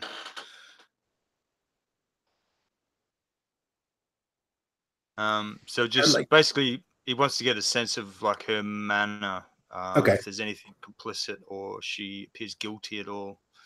Yeah, you can give me an insight check. That would be 12. So your impression is that she's afraid of you, like the four of you, after what she saw yesterday. You don't get the impression that she's like involved in this.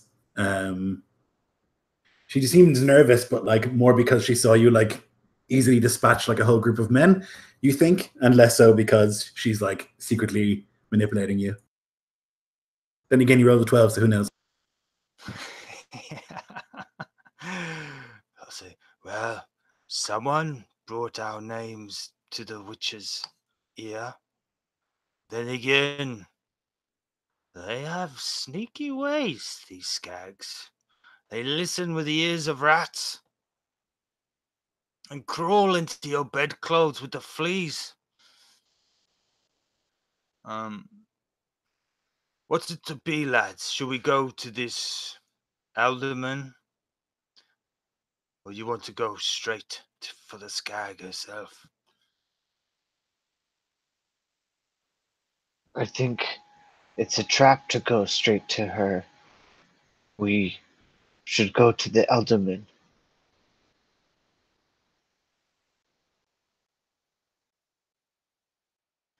What say you, brothers of the Skaghamarr?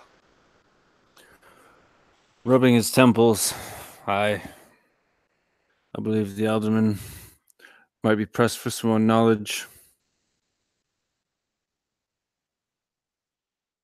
Aye, pressed. And I'll look over to Kelda.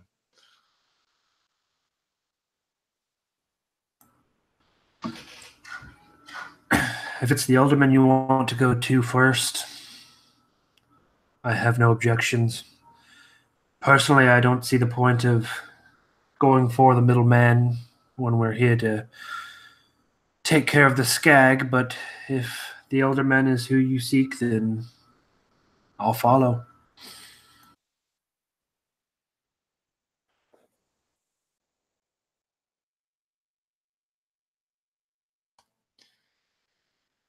Oi, wench! Show us the way to the alderman's house, he says in his most friendly, charming manner. He lives north by the big arch. You turn left, you'll see his house. But in the day, he's mostly in the old temple. Temple to who is it? I don't know. One of the old Jotun. No one really worships anymore, but he's trying to rebuild it. It's a big building.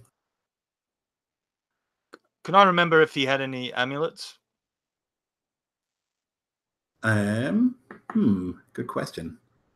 You can just make a straight up intelligence check, any of you. That's the chuckle of a man who's not very intelligent.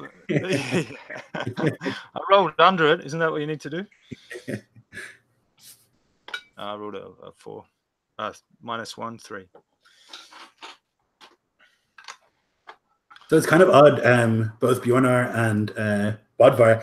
You like try and think, but all you can remember about this man is like his bright green eyes. You're like trying to think like, what did he sound like? And what like, but you just like have this impression of like someone who's very, very charming. But you can't remember like what he was wearing necessarily. Similarly, for you, Zigverk. Calder, you can remember a little bit more about him. You can remember that he had tattoos on his forearms on both sides, sort of like spiral tattoos.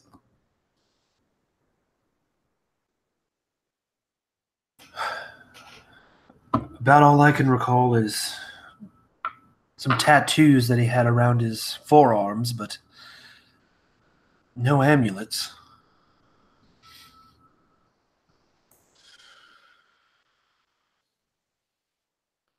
Would spiral tattoos on forearms be anything other than decorative?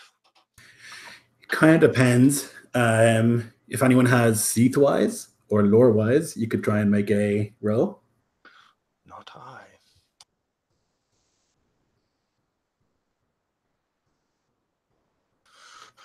But I think I will say he'll put one hand to his temple and rub it, and he'll say, "Well, I'm getting old, friends, but doesn't it seem strange he's so hard to remember?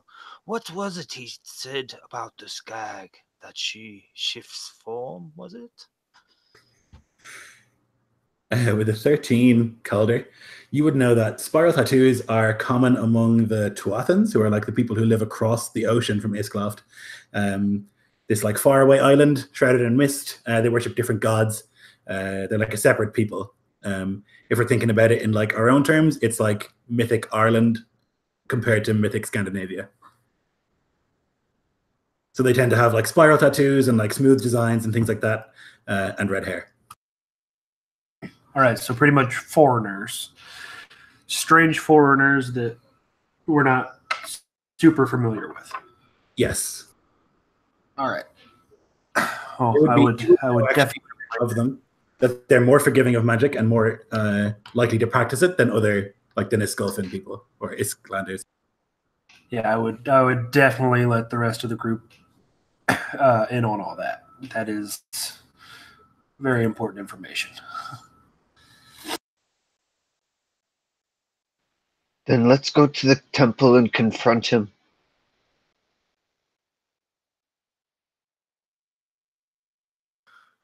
Aye, but if we agree we do not trust him, and he asked us to go there, surely this is a bad thing.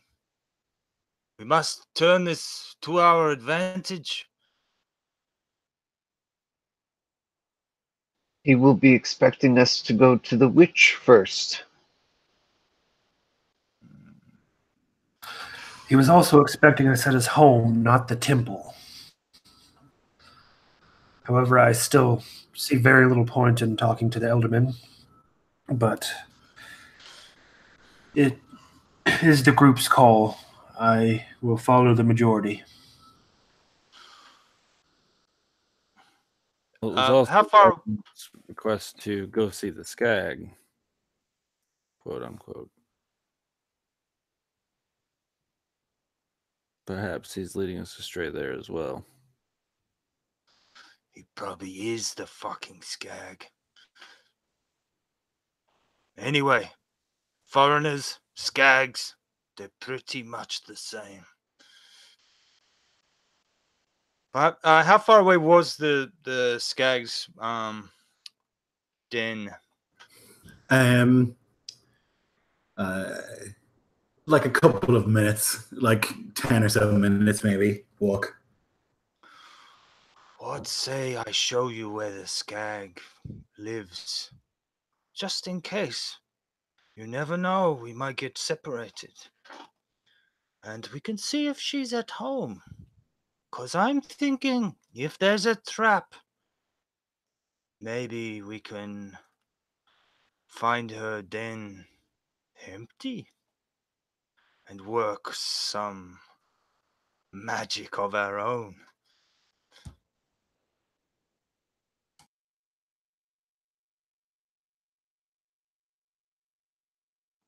So I'll stand up and put my gear on, and but I'll see if they're interested. If you guys are interested in that idea, I mean, I'm more than happy to go wherever the group wants to go. But I'm just worried that I'm the only one that's seen that that place. Yeah, I mean, Okay, I think we let's should go. go there, yeah, and then go see the alderman just to check it out. Okay, so you guys gear up and get ready, and you walk through the rain. As I say, it's daytime nominally, but it's still dark. There's like dark clouds overhead, and the rain makes it seem like night.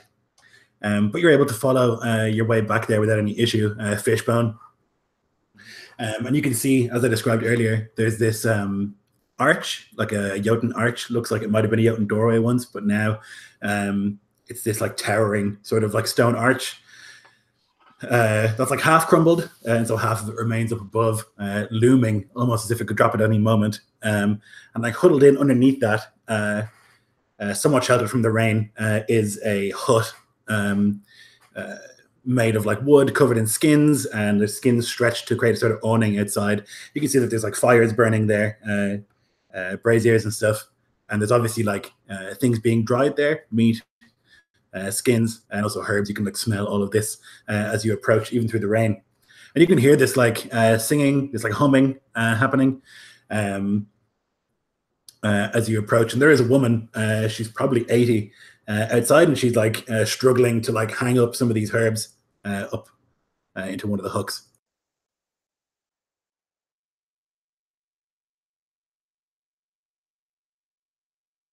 Make it that's our skag.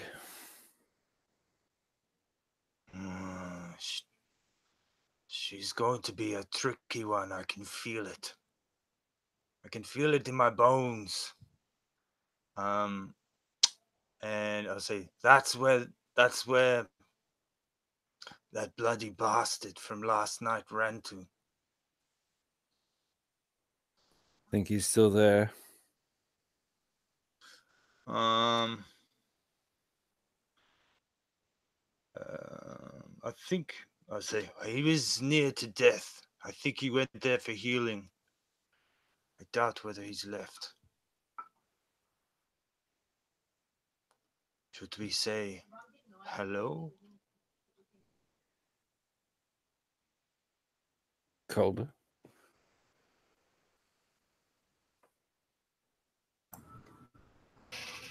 I think it would be wise to say hello, but let's be on guard.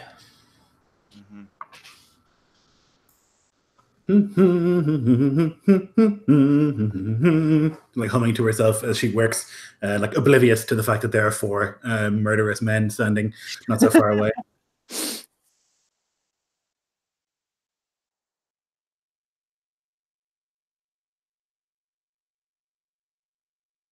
She's humming and humming, and as you stand there, he says, "Tongue takers, are you coming or not?"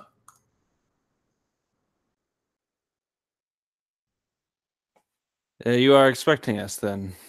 No, I can smell you. That's just Colda. Actually, I wouldn't use your name. It is death I I would smell. have been very upset. My friend here. It's death I smell. It walks with you. You've killed many of my kind, I think. Kill me quick then if you must. I'm old.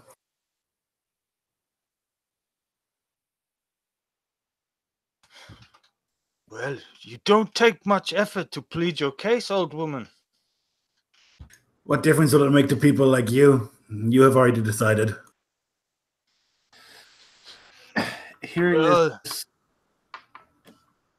Calder would kind of take pause. You mean to tell us? Not even a bit of a fight. I'm a witch. I do magic. You kill witches. So do it quickly. Or don't do it at all. Tell us about this elderman. Yeah. Why don't you come? I have tea. And she like waves this like arthritic hand in your direction. We shouldn't be shouting about it in the streets. Oh yes, I have a habit of doing that. And as I walk in, I'll say, After all, I am old enough to know there are witches and there are witches. She like squints with her one good eye and nods. She got this like long nose with like a wart on the end. She looks like the textbook description of what a skag would look like. She's old, like long sort of gray white hair, wearing brown mismatched robes. But as you like come close, you can smell a delicious sort of smell from her house. There's like meat smoking, there are herbs drying, and all this sort of stuff going on. As she like moves back underneath the awning, you can see that there's like a pot of tea on, and she'll pour some wooden cups, and she'll move down like just devastatingly slowly into a chair, just like, and then pick up these knitting needles and begin knitting. So you're not going to kill me? I kind of look around and I say, well, there's no promises, but something tells me it's a bit obvious with you. I do not trust this alderman and his new temple. And I think maybe you don't either. Your kind kill women everywhere that you go. Women who do things that are necessary. Give birth to children, help with that process, heal the sick. When you kill them for this, and so I'm guilty of that. I am a witch. So kill me. The Elderman, he's something else. Maybe it could be you. You've killed my kind before. Maybe you can kill his kind.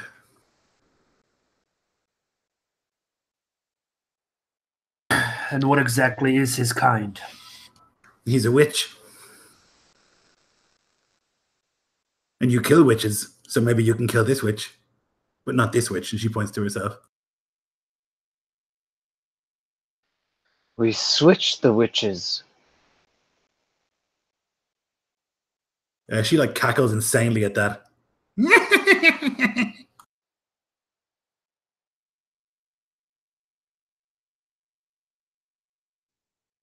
My friend here said he's seen someone come here last night, probably injured. That bald idiot. Yes, he came here. He always fucking comes here. He's always getting in fights and he expects me to fix him. I gave him some of this and she points at one of the herbs hanging up. And I told him to chew on it. He's probably dead now. As a result of his beating or the herb? Fishbone will give his own laugh, his own dry, cracking laugh. Like that. I did not give him herbs to heal him. Only to ease his passing.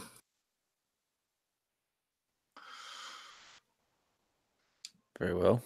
There's much more happening here that I do not understand, nor do I favor it. There's a dark power afoot here, and it's beyond my ability to control. Where? I cannot say. But the very bones of this city feel corrupted by it. I think it must be the Alderman. He is not from here. He is foreign. He said you've had some people go missing over the last couple of years. Is that before or after he showed up? After. He has lured them, I'm certain, to the waves to turn them into some fell creatures and worship dark gods that I do not understand. Whatever the fuck they worship over and wherever the fuck he's from. Foul creatures. What do you know about them? Plenty. More than you wish to. Unfortunately, it's my job to know how to take care of these things. And you are bad at it if you do not know. I'm looking for specifics. She knits with the needles a little bit. He worships some god of his island, faraway place. Horses and the sea symbolism. She shrugs. They are connected.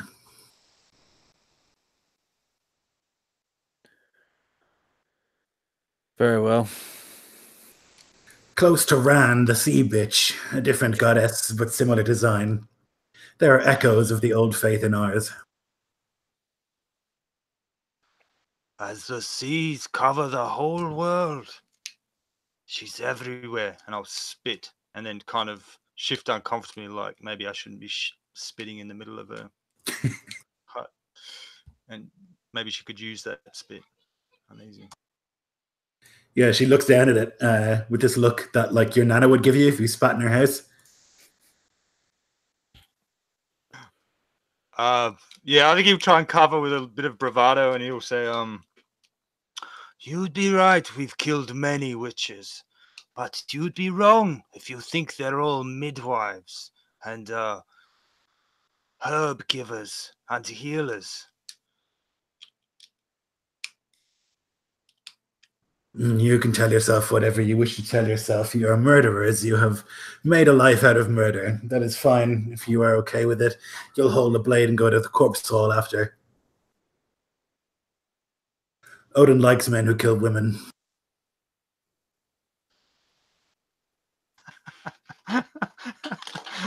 Man, she's great. Well, if you are as you say you are, voila, then it is him and not you that we seek. And if we were to deal with him in our own way, and the spells were to break, then we would know.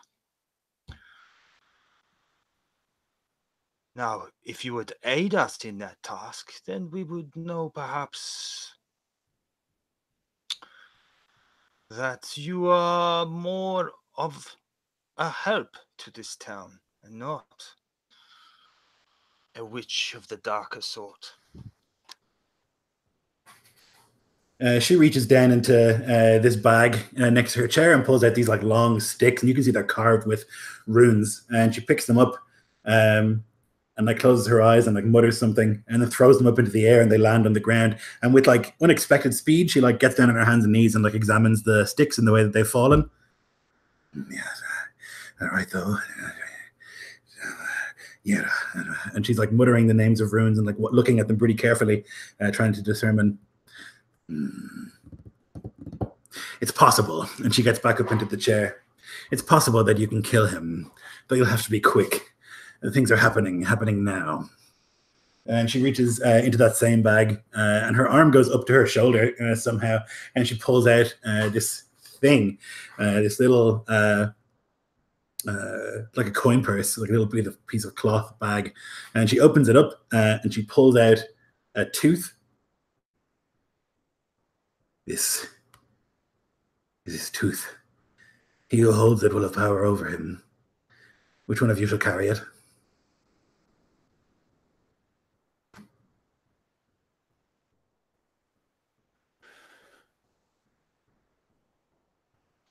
The only one whose name is unknown.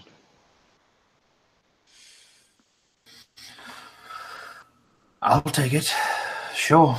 You, Odin chosen. Of course you'll take it. And she'll hand you the tooth. Teeth and bones, teeth and bones. He will struggle to harm you, and you will harm him greatly. Keep that tooth on you. It may be your only chance. All right, Calder will take it, and he'll kind of tuck it into one of his inner kind of layers. That way it doesn't like fall out or anything.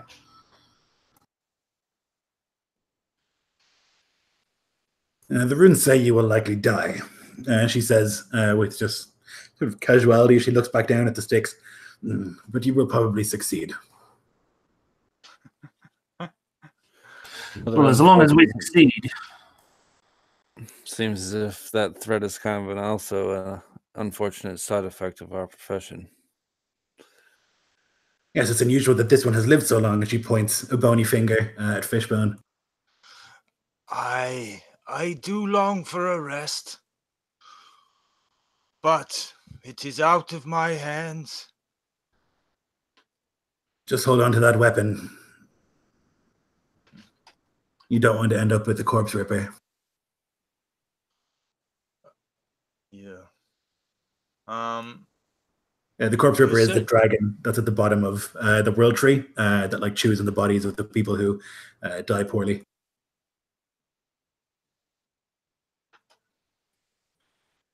No. But you say something is happening. Is it the temple he builds? Yes, there is something there. Well, we cannot face another night of those dreams, friends. We best go and do our grim business.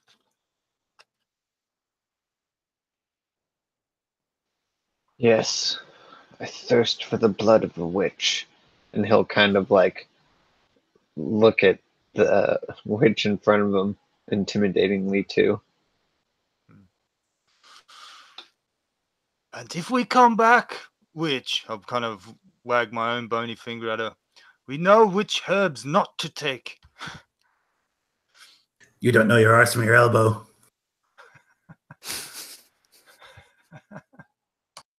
There are caves beneath the temple.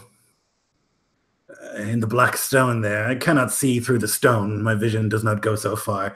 It is not so strong as his. But there was once a place of power there. That's you will find them. Come on, lads. Let's be about it. Sigvik gets up to leave. They'll give an ambiguous nod to the witch and slip out through the flap. As the rest of the group leaves, Calder will kind of just for a brief moment fall behind and kind of stay just for a moment. And he'll look at the old witch and he'll go, pay them no mind. They're old and set in their ways, some. And he's going to take one of the bones that's kind of tied in his hair, and he's going to kind of pull it out. And he's just going to kind of rest it on her armchair, give her a nod, and he'll leave.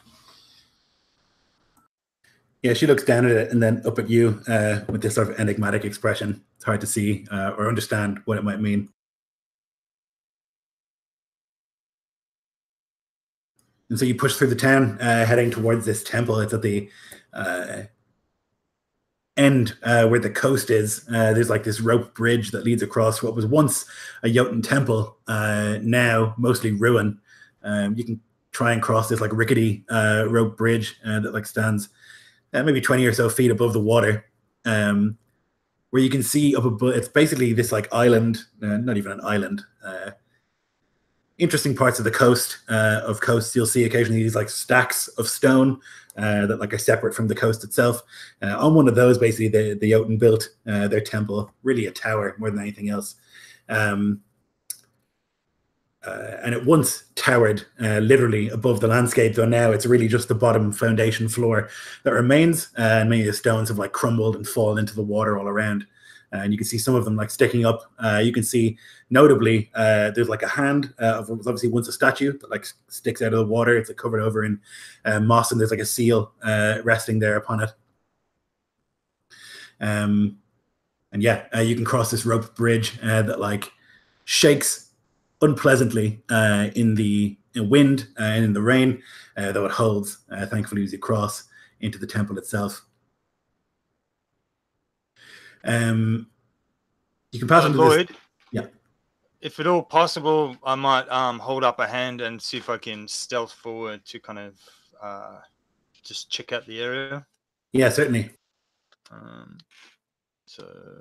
Oh Jesus, that's like 24 on stealth. Definitely. Yep. So you can sneak across and pop your head in and kind of keep to the shadows as you go. It's silent.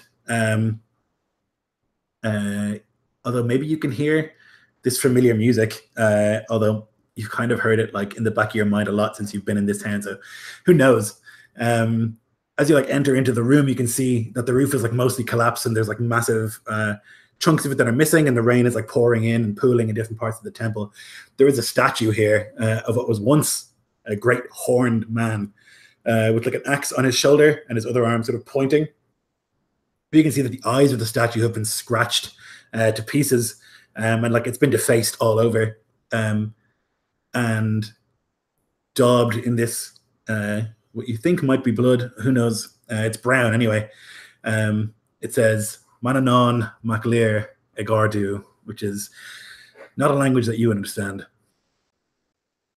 Yeah, I'm definitely seeing that it's empty, and perhaps they lie. The singing's drifting up from these caves that witch spoke of.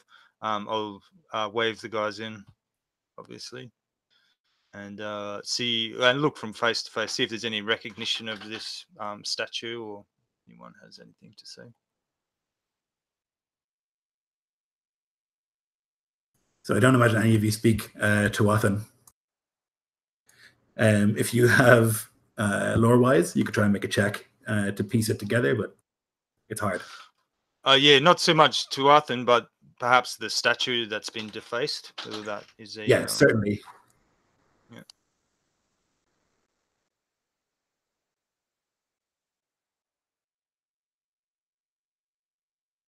So with an 11 lore-wise, you know who the statue is at least. It's Thrym, who is the Lord of Ogres. He's one of the great Jotun. He is one of the Ryan Jotun, the Ice Jotun, who live in Jotunheim. And he's like one of the kings of the Jotun, who are the enemies of the gods.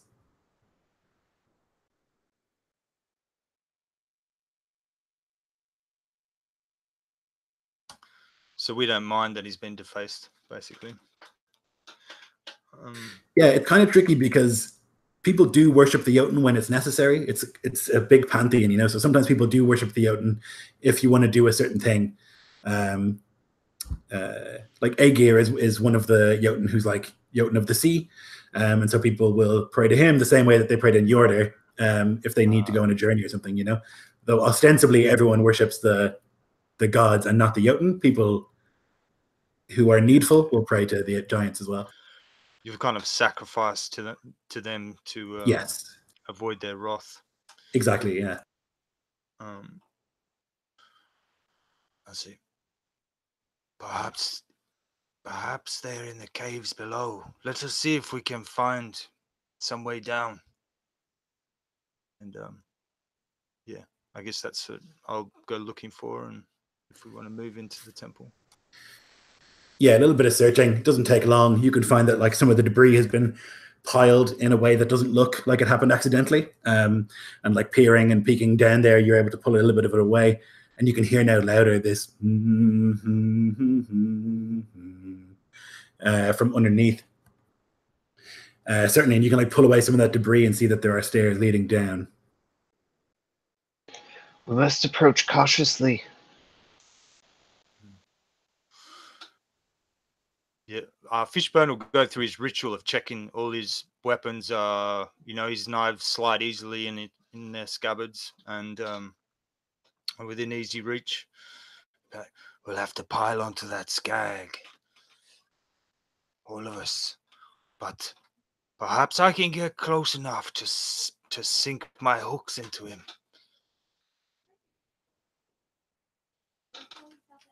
We'll have to see.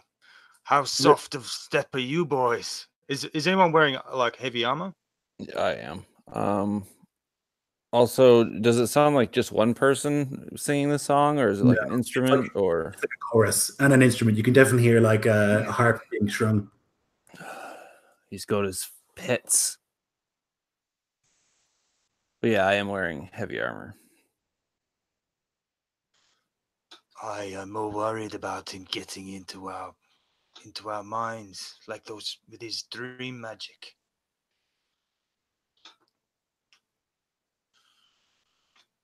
Perhaps I'll move ahead, and anyone. We've worked together for a long time now, so I guess we know who's. I'm pretty stealthy sneaky too. Right. How far ahead do we think we'll need to be, Lloyd? ahead of the others to get in. How do you mean? Like, To I'm not pretty sure- be compromised by their poor stealth.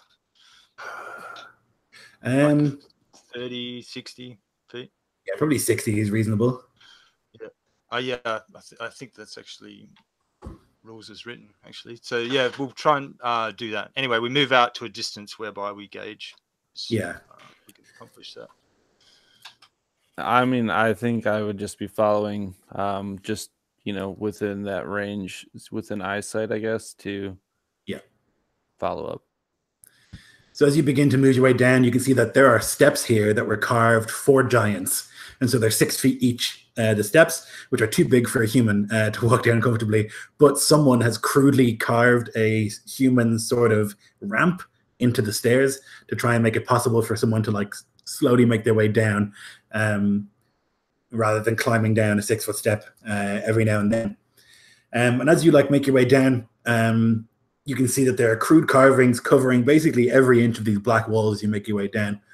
Some of them show men with horse parts, like some men with hooves for hands or horse faces. Always this wave motif, these spirals that you can see all over. And then here, every now and then, you can see this beautiful sort of creature with sharp ears and white skin. Others just mad ravings, things carved, bloodstains, broken fingernails, carved spirals. It's pretty uncomfortable to look upon. And as you make your way further down, you can hear that chanting again, that music. And you can see that the two of you who are sneaking ahead, certainly. Can I get a stealth from you?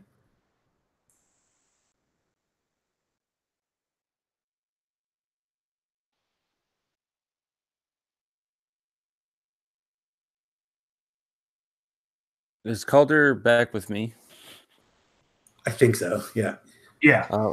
While they're ahead, I'm just talking to you about kind of in the same way that like your chant gets you into the right mindset. I'm speaking of like the tenets of our like witch hunting, our Jarl's commands, and I'm using my Gunner's Legacy ability to give you a damage boost for a minute if I make a successful persuasion check. Nice, go for it. 7 on the damn 9. Yeah, unfortunately not, I don't think. I think I've been freaked out, I guess. My character's fucking scared. It's some weird shit happening. You can hear this chanting, the two of you who are ahead, and you can see it opens up into this like wide cavern, nearly 100 feet across. And at the back of the cavern, the cave wall leads out into the ocean, and there's waves lapping in. The ground here is covered in about 2 feet of seawater, and there are maybe a dozen people standing around, watching as 5 women are dancing naked and singing harmoniously this music. There's like some men who are playing instruments. You'll see that all the women are like wounded. There's blood dripping from their wrists as they dance. And you can see the Elderman is like standing watching it, and he is chanting something, language that you do not speak. He's standing atop this like ziggurat sort of shape that goes maybe 10 feet up in the air. And as he like continues to speak, you can see that his vision sort of twists a little bit for a moment. Like his skin goes pale all of a sudden. And it seems like he's giving off light.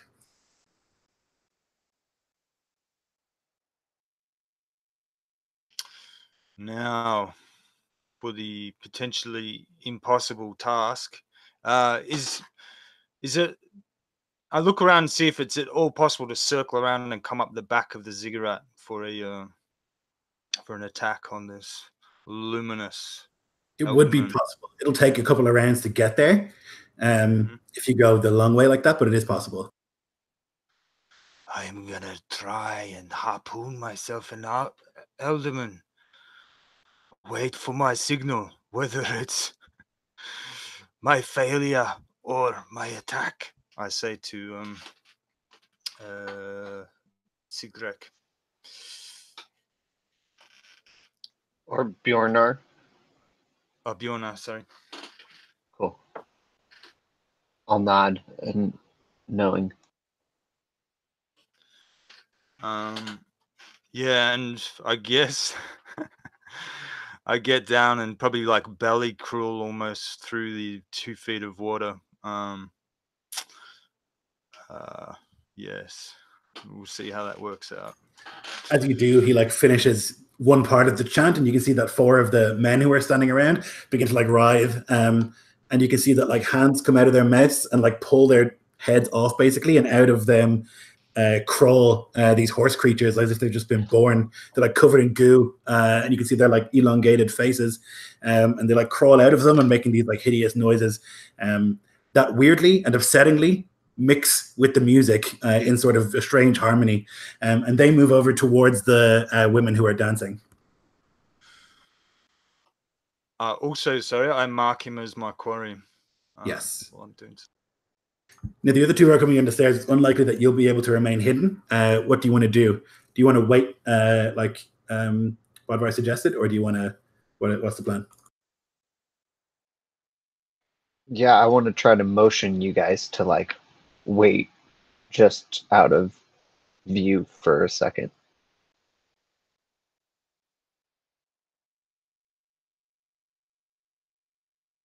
Okay. Caller will wait. So then, can I get one more stealth from you, please, Bodvar?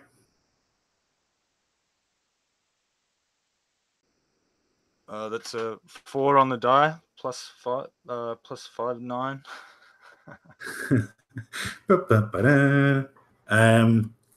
Okay, so you're moving through, and I guess it's the splashing of like trying to make your way through the water. At one stage, as you're splashing, you can see one of these horse creatures turn its head basically all the way around and like snap, and its eyes are like wide in that way that horses do. And it lets out this like hideous neighing, braying sound, and begins to move towards you. Let's roll initiative, please.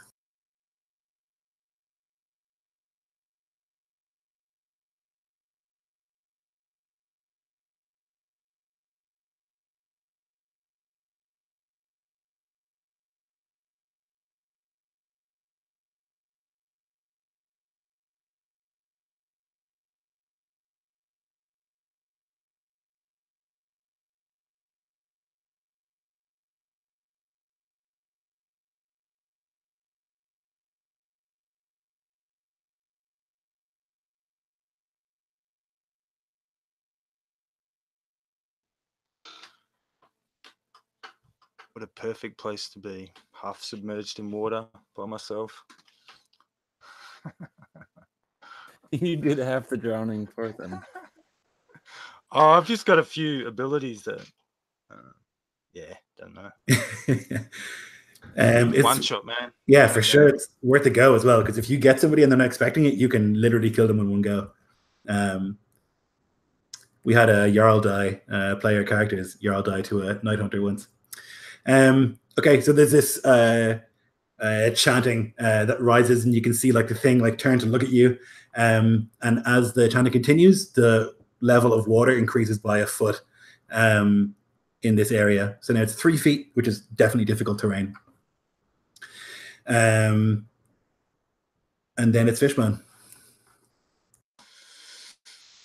What are my options, Lloyd, movement-wise? Yep, so you're 30 now from the ziggurat, but you're splashing in the water. It's only him on the ziggurat. The 4 horse things have like moved now, and they're basically, if you imagine, they're like 30 feet from you in the other direction, towards the center of the room where the women are dancing.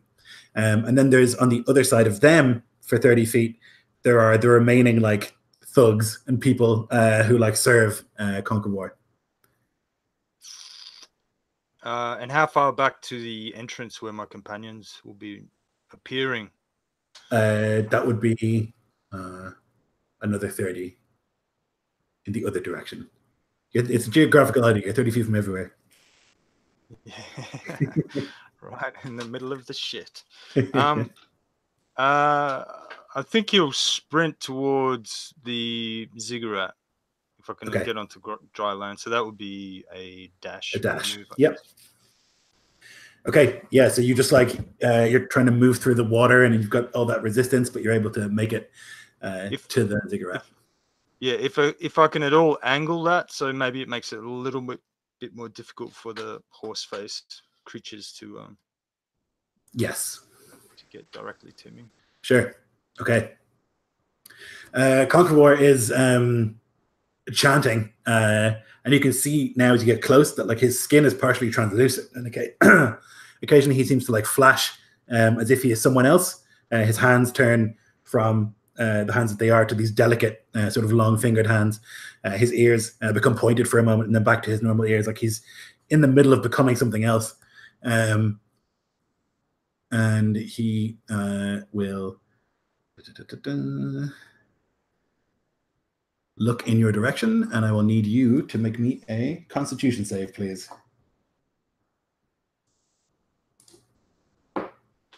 Now that is something I'm good at.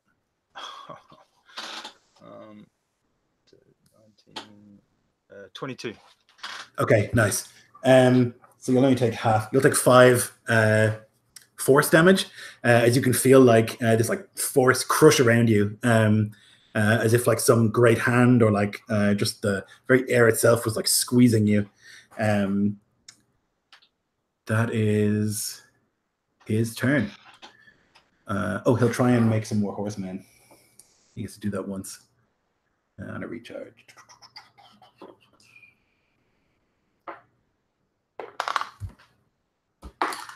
He does not. Okay. Yep. So that's him. Then it's Calder's turn. All right.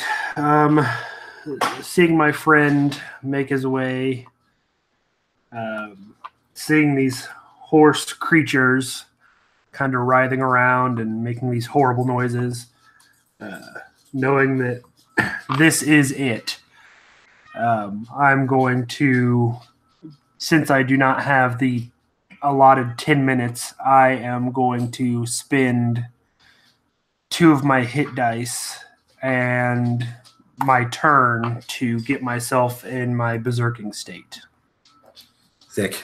Chew on some shields, go a bit nuts.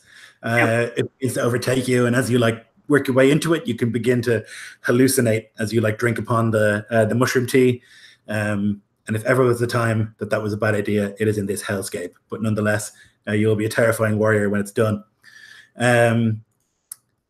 Okay, that was Calder. Bjornar.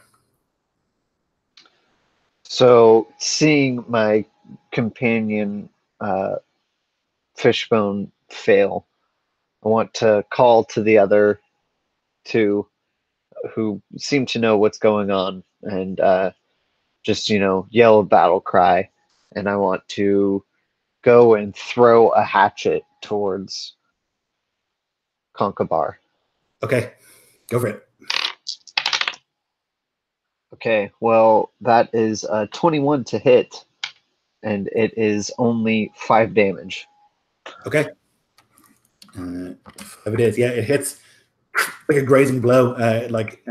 Chops into his leg for a moment and like skitters off. So it's not super lethal, but nonetheless, it is a hit. There's a kiss for you. He just continues chanting in this mad language. His eyes are like rolled back in his head at the moment.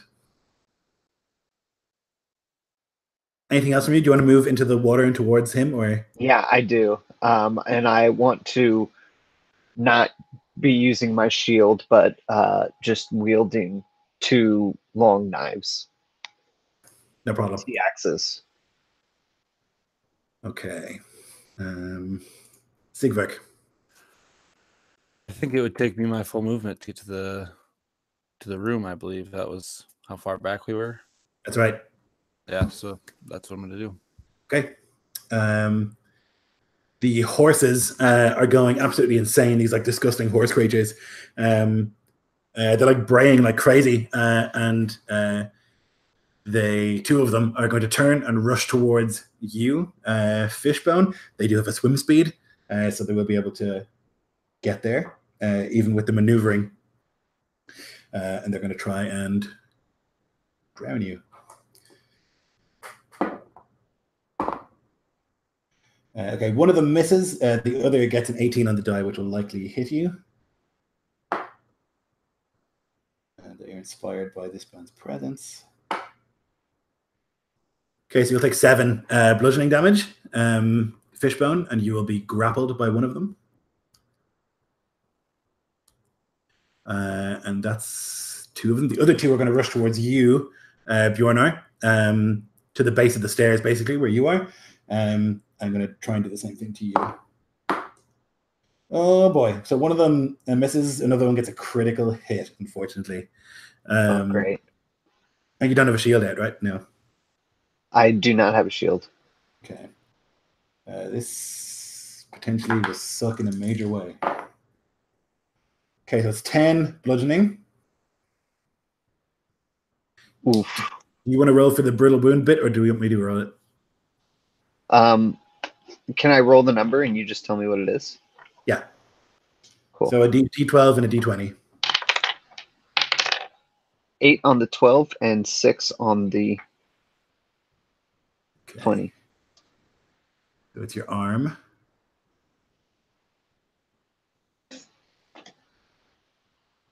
Oh, okay. So it grabs a hold of your arm and it with its like long fingers, like grabs one of your fingers off your sayax and just bends it backwards until there's like a satisfying snap and breaks one of your fingers. You are stunned until the end of your next turn, and you have disadvantage on attacks using that hand until you receive healing and splint. So that'll be like 2 weeks. So one of your hands. I'll just roll a d4 to see. 1 and 2, it's the left. 3 and 4, it's the right. It's a 2. All right.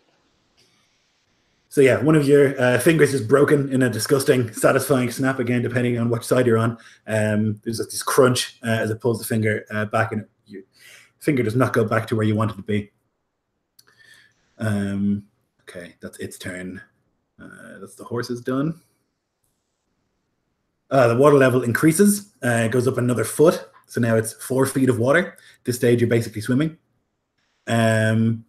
And the thugs who are on the far side of the room are going to begin wading across the room. They don't have a swim speed, so they're going to be taking a while. But they're on the way. Top of the round, this is where he gets to try and recharge his business. And he does. One of these thugs, as they're moving across, you can see again these like hands come out through the mouth and just like break its way out, and this like horse thing crawls out of the body of the man and begins to like swim in the water expertly. Yeah,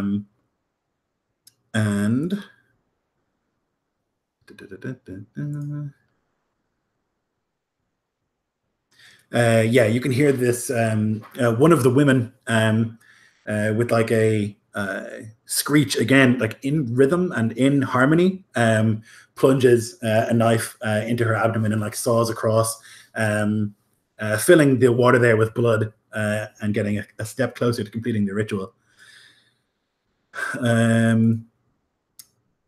Fishbone, your turn. Fishbone will attempt to slip this grasp and move closer to the erstwhile alderman. So now I'm reading through my sea legs, but I'm not sure if this, or if the water went up, does that mean we're in water now? Yes. Yep. Okay. So it'll apply. Okay, cool. Oh, yes. It would. Oh, God. It's still 14. That's the lucky number. So you're able to slip through the thing's grasp and move up to where Conqueror is. Okay. Can I make a bonus? Oh, no. You can only make a bonus action attack when you make an attack, so I can't do that. Yeah, that's right. You get to make an offhand attack when you take the attack action, you know? But I will attempt to move on the far side of him in some futile maneuvering. Yep. Okay, he is going to... Oh, it's such a tough call. use spellcasters, so I'm always like overwhelmed with options when I get them. He's going to try and crush your bones. So I need a con save from you, please. Fishbone. Is this an ability or a spell? Spell. Okay, because I have Skag Killer, Oh, baby. Very nice. which gives me advantage. Yep. 24, man. So. Oh, yeah, nice. And I think you can make a reaction attack, can you? No. No, I don't. When you damage a creature that is concentrating, they have disadvantage. But yes, he's a like a piece of leather. He's all bones and leathery sinew and a survivor, and he just he takes the crushing force, but holds on tenaciously. So was that half damage? Yeah, it'll only be 3. Okay. Yeah, he tries to crush your bones with his strange powers once more, but to no real avail. Calder.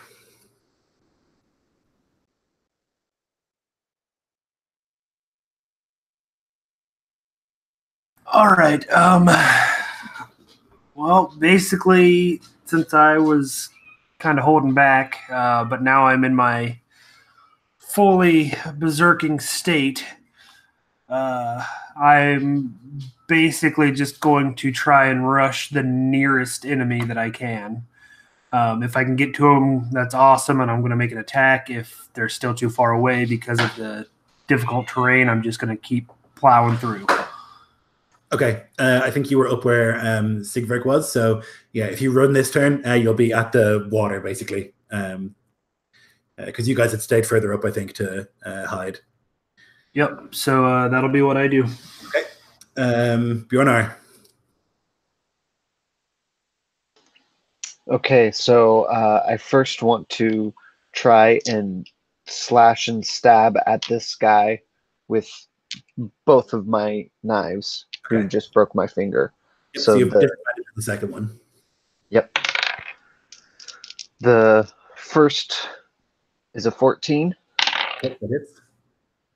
And the second is a 9. Okay, that one misses. Okay. And that is a total of 9 damage. Okay, that is system shock. Can you roll me a d10, please? D10. 3. Okay, so if you're not familiar, system shock is if anything in Islam takes more than half a hit points in one hit, you're on this table, and there's like an effect that's applied. So this one is that the creature falls unconscious, so you basically killed it in a single hit.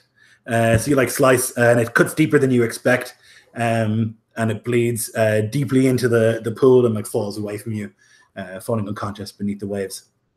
And seeing my enemy fall invigorates me, and I'm going to take second wind to heal myself. Or sorry, which one? Yeah, second wind to heal myself, and then I also want to take my action surge. Nice. So that's plus 11 on the thing, and then with my action surge, I want to move closer to Skaghamarr. Okay, there's another one on you or near you. So 2 of them will attack you. So he will opportunity attack you if you want to go past him. Yep. Yeah. Okay. Yeah. Yeah, he so narrowly avoided crit. It rolled from 20 to 2, so he misses. Yeah, he just flashes after you, but is unable to catch you, and you're able to move through the water towards Skaghamarr. Fantastic. Okay, nice. Snjallrverkr, you can see now at the bottom of the stairs, Bjornar just like brutally cuts one of the throats of these things, and then like ducks under the slash of the next one and moves towards the Elderman. Can I get to the one that he just ran past? Yes, certainly. I'm running up to him. Sword drawn, shield on my left, and I'm swinging as hard to the best of my abilities for 21. I imagine that hits. Yes.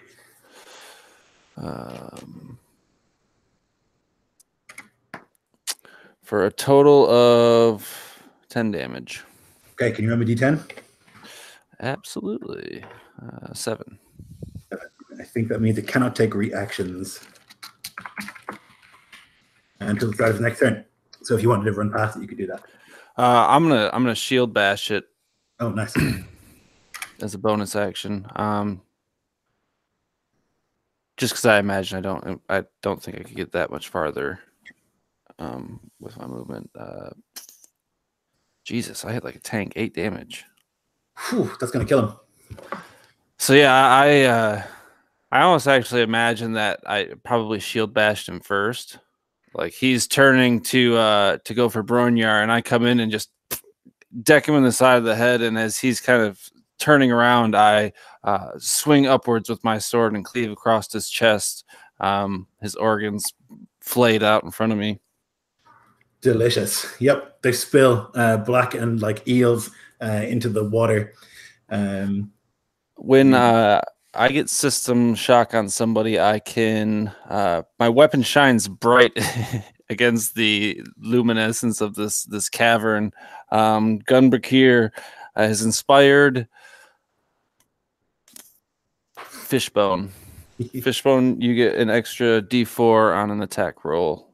Excellent. Yeah, so this brutal flash from a famous weapon glints, and there's like a sort of like collective from many of the like low-level thugs here in the room as they see like this famous weapon do its grisly business, and you, Budvar, are inspired. You get a. Do I roll that now, or is that something he rolls when he does it? Yeah. Okay. Okay. Rad. That's a cool ability. Okay, the horses, the 2 remaining horses, are going to try and ruin your shit, Fishbone. Try and protect their master.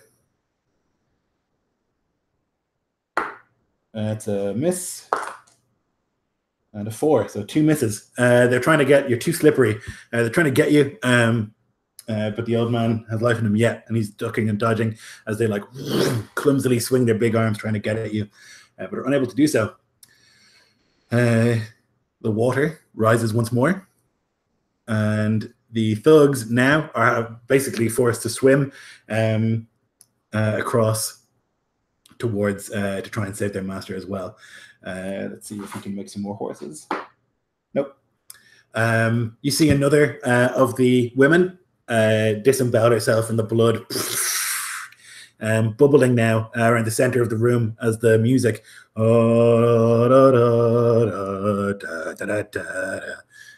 picks up and gets louder, and it seems to echo from Concobar as the whole thing is beginning or coming close to a finish. Fishbone, your turn. Okay. Yeah, Fishbone ducks and wheels, evading the horse face water demons, and his teeth shining in his wet, dripping beard. He ducks forward, and he's going to try and use both his flint knives to like carve out the alderman's kidneys. Nice. Let's see how that works out. 13. Does a 13 hit? 13 does not hit, no. Can I use the D4 on that one? Yes. So 16. That hits. Oh, lovely, lovely. I forgot to call Tempest. Oh well. Hopefully I'll survive to next round. 19. Ooh, damage? Shit, son. No. That's the second attack. Okay. Yeah, that hits as well. I roll them all.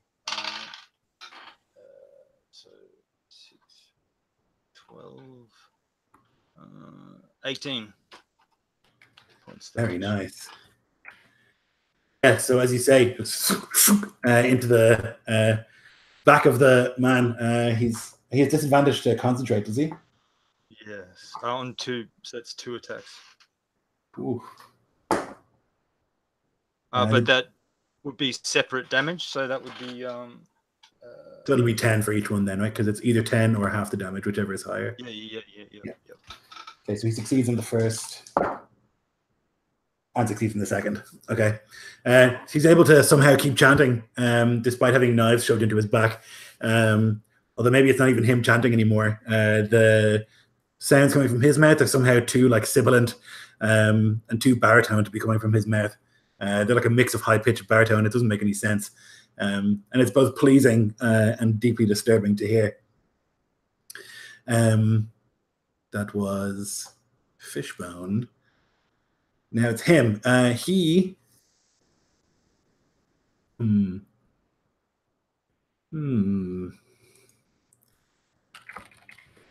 is going to turn to you, Fishbone, and cast a spell at you. Can you make me a wisdom saving throw, please?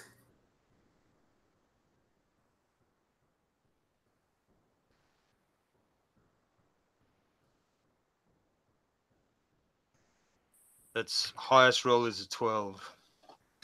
Okay. So he, as he is like chanting, he like reaches into one of the pockets and pulls out this like rotten rabbit foot, and he like chews on it for a second and then spits it into the air. And as he does so, you can see it move in slow motion as time is slowed around you. There's a bunch of effects. You're basically suffering from the effects of a slow spell.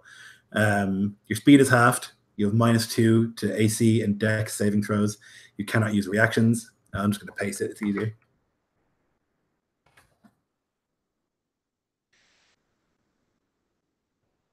You can make a save at each of your turns to try and break this effect.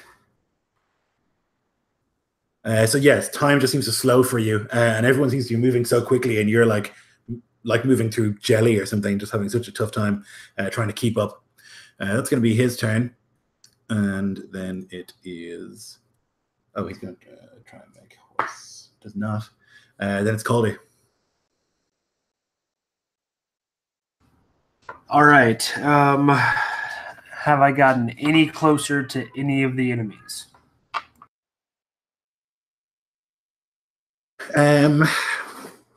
Yeah, so you're in the water now, right? You're moving towards. So you would have moved 15 through the water. You got to move another 15 through the water. So another. Oh, you dashed though, right? Yeah, I was just using. Yeah, I used everything I could to get as far as I could to get towards anything to hit. Yeah. So now, if you move normally, you'll get up the ziggurat towards one of these horses that you could try and hit. Horseman. Then I will do that. Okay. I'm going to try and hit this guy. Now, using my Berserker gang, once I choose a tier, do I keep that tier, or do I have to expend a point to use that tier? How does that? So all of the things that you have that are, because you use an action, everything that you have that's tier 2 or lower is in effect. Does that make sense? Yeah. All right. So, yeah, I'm going to use the. I have tier 2, and his blows were mighty. Excellent. So, let me see here. That would be a 16 to hit. It'll certainly hit. Yeah. All right. So that is plus. Okay. So that is 11 points of damage. Ugh. And Okay. he has to make a strength saving throw or be knocked prone. Yep, it failed. It failed that, and then I need you to. Let me D10, please, for system shock. 7. Okay, it cannot take reactions. It's prone. Okay, so yeah, you just rush up with the big axe and overhead smash.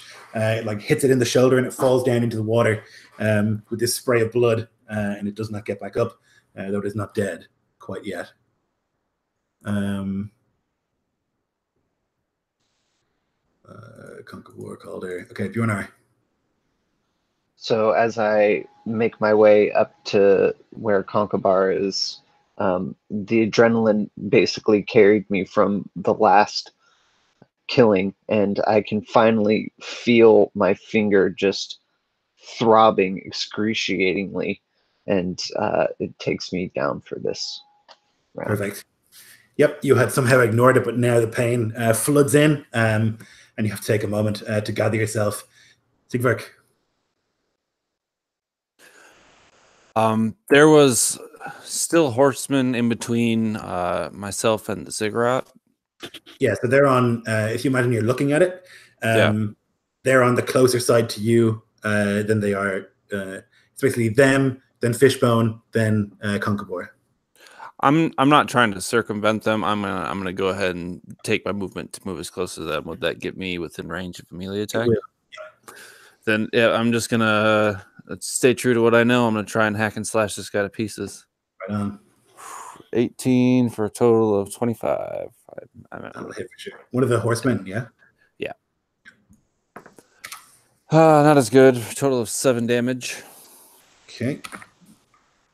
He's going to get shield bashed as well. I'm just a whirling dervish of bludgeoning and slashing. That'll be 26 to hit. Oh, yes. Yeah, for 6 damage. I keep rolling ones for. I can hit really good, but I can't do any damage. Okay, so yeah, a slash and a hit with the rim of the shield, and this some of the teeth go flying from this horse creature, but it still stands somehow.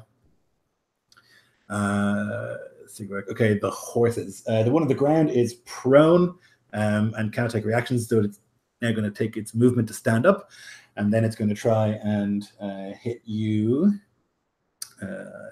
Calder. With a 14, which I imagine misses you.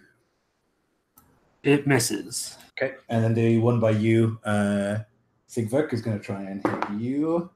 17 on the die plus 4, so 21. 21 is my armor class. All right, finally. That would be 7 points of bludgeoning. And you are grappled as it wraps its arms around you. Okay, so horses, the water level increases once more. Now 6 feet. It's now at the point where you're basically going to be swimming. If you're on the ziggurat, it's only 5 feet, but even so, it's getting there pretty quickly. The thugs are going to spend this last turn getting to the foot of the ziggurat. Still not quite there, though. So next turn, they will be on you. Looks like there's 7 of them there. It's like dudes, like looking like the men that you fought in the bar, that they actually are armed. Okay, back to the top of the round. Another woman kills herself brutally. There are only 2 remaining, and you think that when that last woman dies, there's going to be major trouble. Fishbone, it's your turn.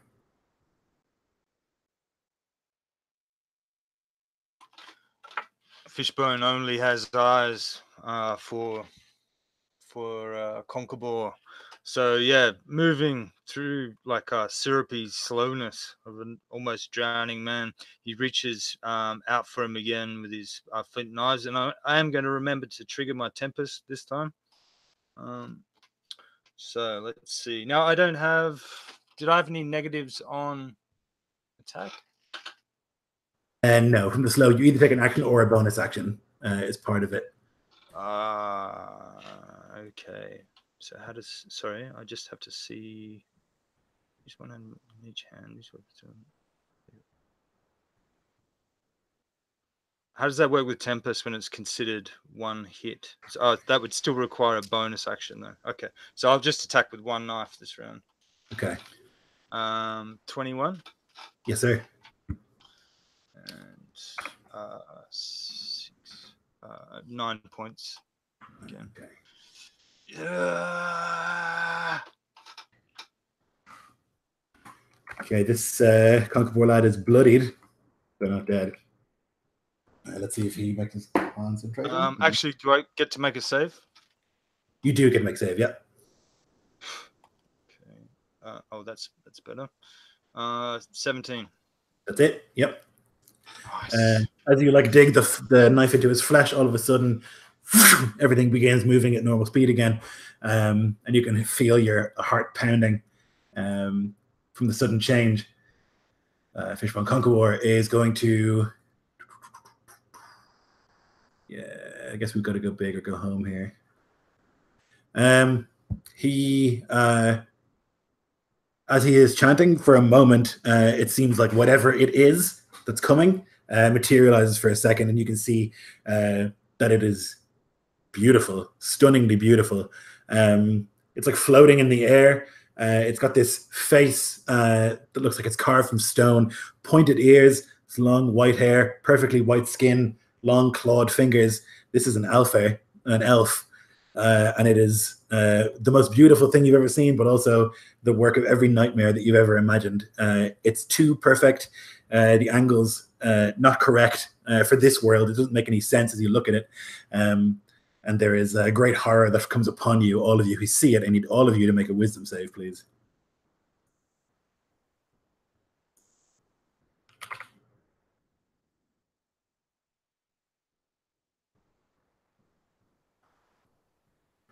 That's what I'd like to see.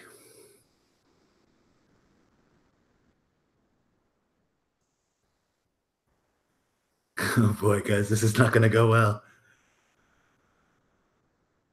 Let me just see where I put these damn spells. You would think that I would have this stuff ready, you know, at this stage in my life, and yet here we are.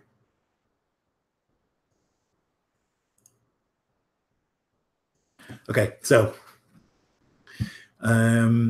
he seems to just like double and then triple in size, and there's this supernatural terror that overcomes you. So you all failed, unfortunately, that.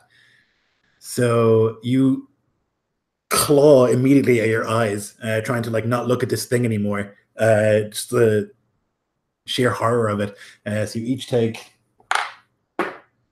3 slashing damage from that, and you become blinded for 1 round. And you, oh no, you all failed. Okay, yeah. So you basically all claw at your eyes insanely, and you're going to be blinded for a round. As you try to like avoid looking at this thing. This thing is too perfect, and also the worst thing you've ever looked at in your life. Calder.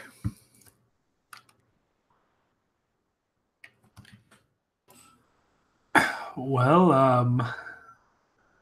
I'm not entirely sure what I would be able to do, being blinded. So you can attack with disadvantage. This is written. All right. Now, trying to kind of use my whole berserker thing to my advantage here. Being that I am hallucinating horribly, would that at all affect how she looks? Oh God, yeah, probably. All right. All right. Yeah, I think that, I mean, you're probably not seeing things the way that they are. You're probably seeing like a hyper stylized version of it. So rather than like you fighting in this like waist deep water, you're likely like battling some great serpent in the ocean, you know, on the back of a ship with like a hammer in one hand. Like you imagine that you're Thor and you're like swinging like crazy. So you're like, you're not seeing what you're seeing, but nonetheless, still the horror of what you see, probably your manga, it terrify you. All right, but you said I could still attack? Yeah, it says creatures attack rolls have a disadvantage. Ooh, I don't know if I want to risk that. Shit. Yeah, I'll do it. I'll do it. I have a pretty decent to hit, so I'll give it a shot. Okay, is this at the horse or at the man himself? This is at the man himself. I'm assuming I'm close enough since I'm up on the platform.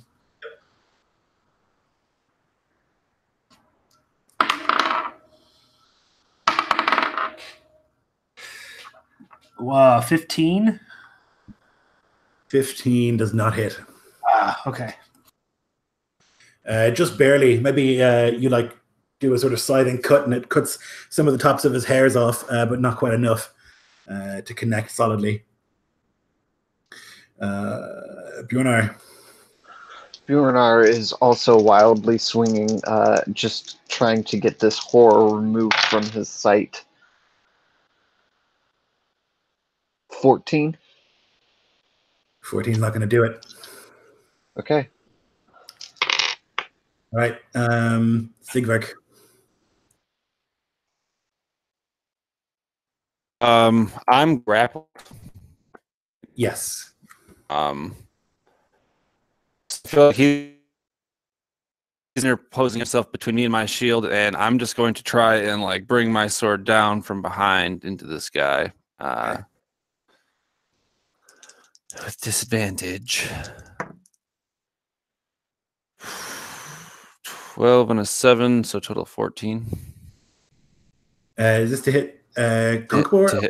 No, this is to hit a horseman that's grappling me. Yep. Get off, foul spawn, for 10 damage. Very dead. So yeah, somewhere in between the collarbone and the shoulder, my gunbreakier slips through, and I'm sure the noises that he makes in my face are quite lovely. But his breath in your face is even worse. I eviscerate him from behind and push his now limp corpse from my body and try to wipe the horror from my eyes. Okay. The horses are now dealt with for now. The water level rises once again. You are now all swimming,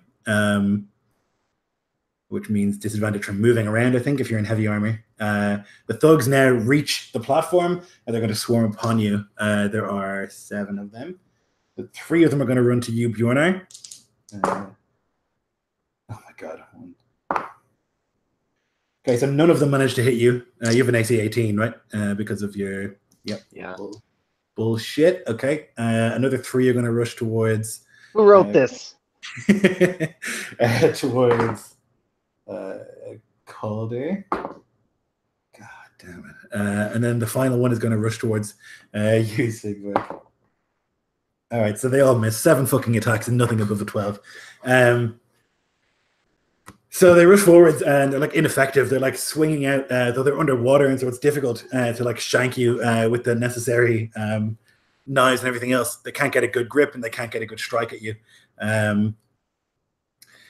Okay, then we go to the top. The penultimate woman disembowels herself, and like eels, her intestines wriggle free in the water now. You can see there's like this disgusting sort of ballet happening of entrails at the center of this now underwater place where a light is glowing. Can this man make a horse? He can. One of the men bursts, and there's this hideous braying sound as one of them crushes itself out of the body and becomes one of these Manannan's horses. And then it's your turn, Fishbone. Okay, so Fishbone, reeling from the otherworldly terror of this sight before him, this transformation, doubles down on his intolerance and says, "A skag and a foreigner," and leaning heavily on his quarry ability for no real advantage, but he kind of strikes out into the bloodied darkness of his maimed eyes. And yeah, I'll just attack. So it's disadvantage. Oh man, I missed that on a crit. 22 for the first one. That would be 11 points. Okay. First attack. And the next one, I fling my knife out wildly, meeting no resistance. Okay. Yes, another strike. At least he can make his con saves. Another concentration save made. But he's bleeding heavily now from many, many wounds. You can see as he like flashes from himself to the alpha, you can see that like the blood that's falling suddenly like seems to raise itself up in sort of an upside down gravity situation and turn to like white light, and then begins to drip again as he turns back into a man, flashing from one to the other. As the ritual nears completion, Conqueror himself is going to see who's the scariest person. It's probably Calder, maybe. It's not Fishbone. No, not me. I haven't touched him yet. What are you talking about? Yes, it's the operative word in that sentence. Calder does have the bone, if that makes any difference, or the tooth. He does have the bone. I guess He doesn't know that. He wouldn't know that. Yeah, that's true. It's a really good point. Okay, I'm going to try and... But he has disadvantage because you have the bone. He'll know it now after he tries to attack you. He misses and like realizes that you have a piece of him and that the Wallace magic is doing its business. And his eyes will like open for a moment in surprise before he like returns to the chanting.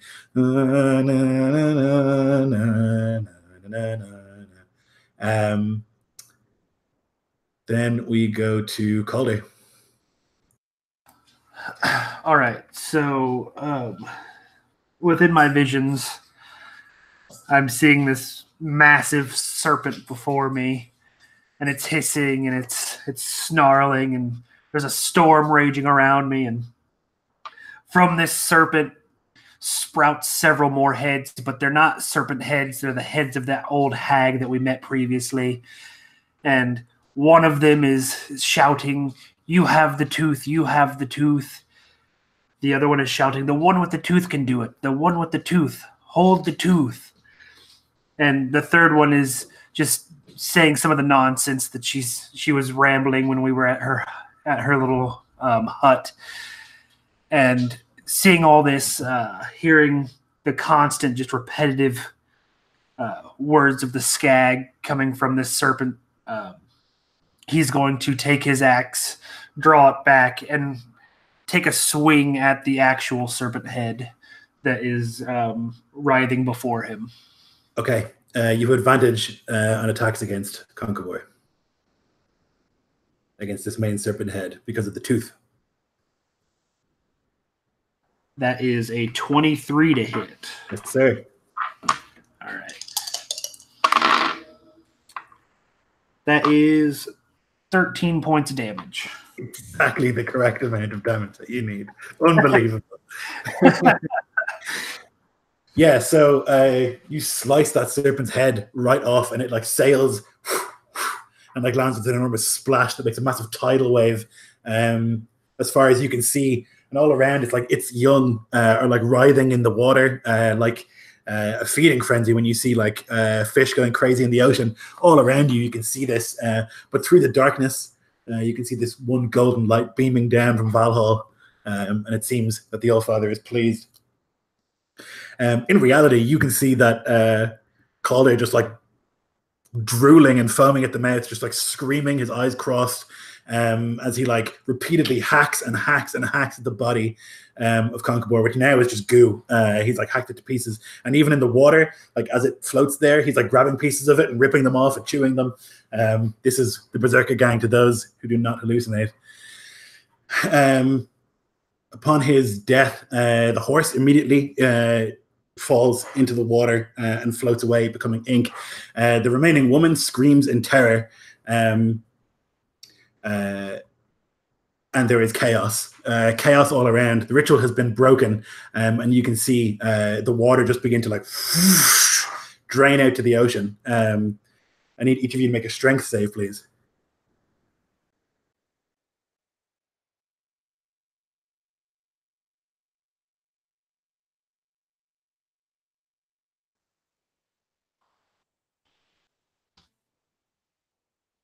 Okay, so all of you, except for poor old Fishbone, are able to like grab onto something and like swim against the insane current. But Fishbone may be caught up in the madness. You begin to be washed out towards the ocean. With all of these others, like this, these thugs who are just like screaming and bellowing and pulling themselves up for air and trying to not to drown, as this like insane amount of water just like all of a sudden drenches and floods out of this place. And you are sucked out into the ocean. although Fishbone, I'm sure, being a fisherman, can actually swim, so he probably won't drown out there. For the rest of you, you are left all of a sudden in this chamber with the tattered body of Conqueror down beneath you, and a sudden silence. There's no more music. There's no more rain, it seems like. Like the rain has stopped like that.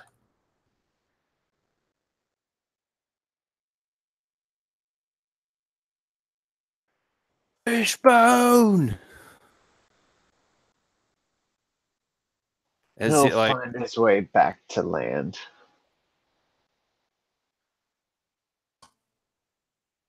Yeah, I gonna- think. Fishbone just relaxes into the current, maybe throwing the odd elbow or eye gouge at one of the thugs if they get too close.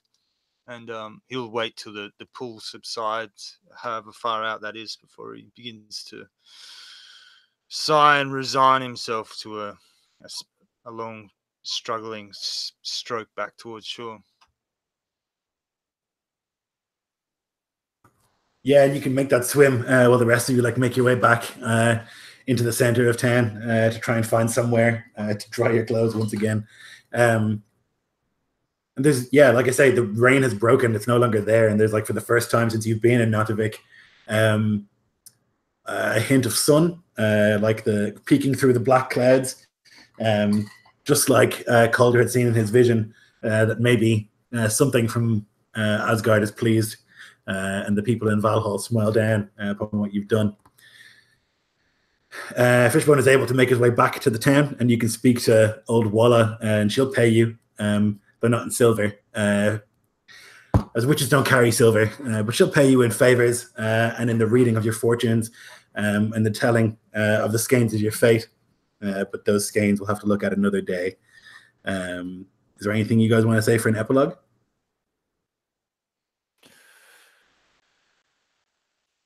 the sword Gunbraskir will cut under the skag another day?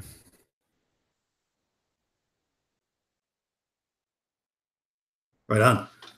Yeah, that's good, brother. I think Okay. that's a good way to end. Thanks very much, guys, for playing. If you guys want to plug your towns, if you have any, you can do that now. Go for it.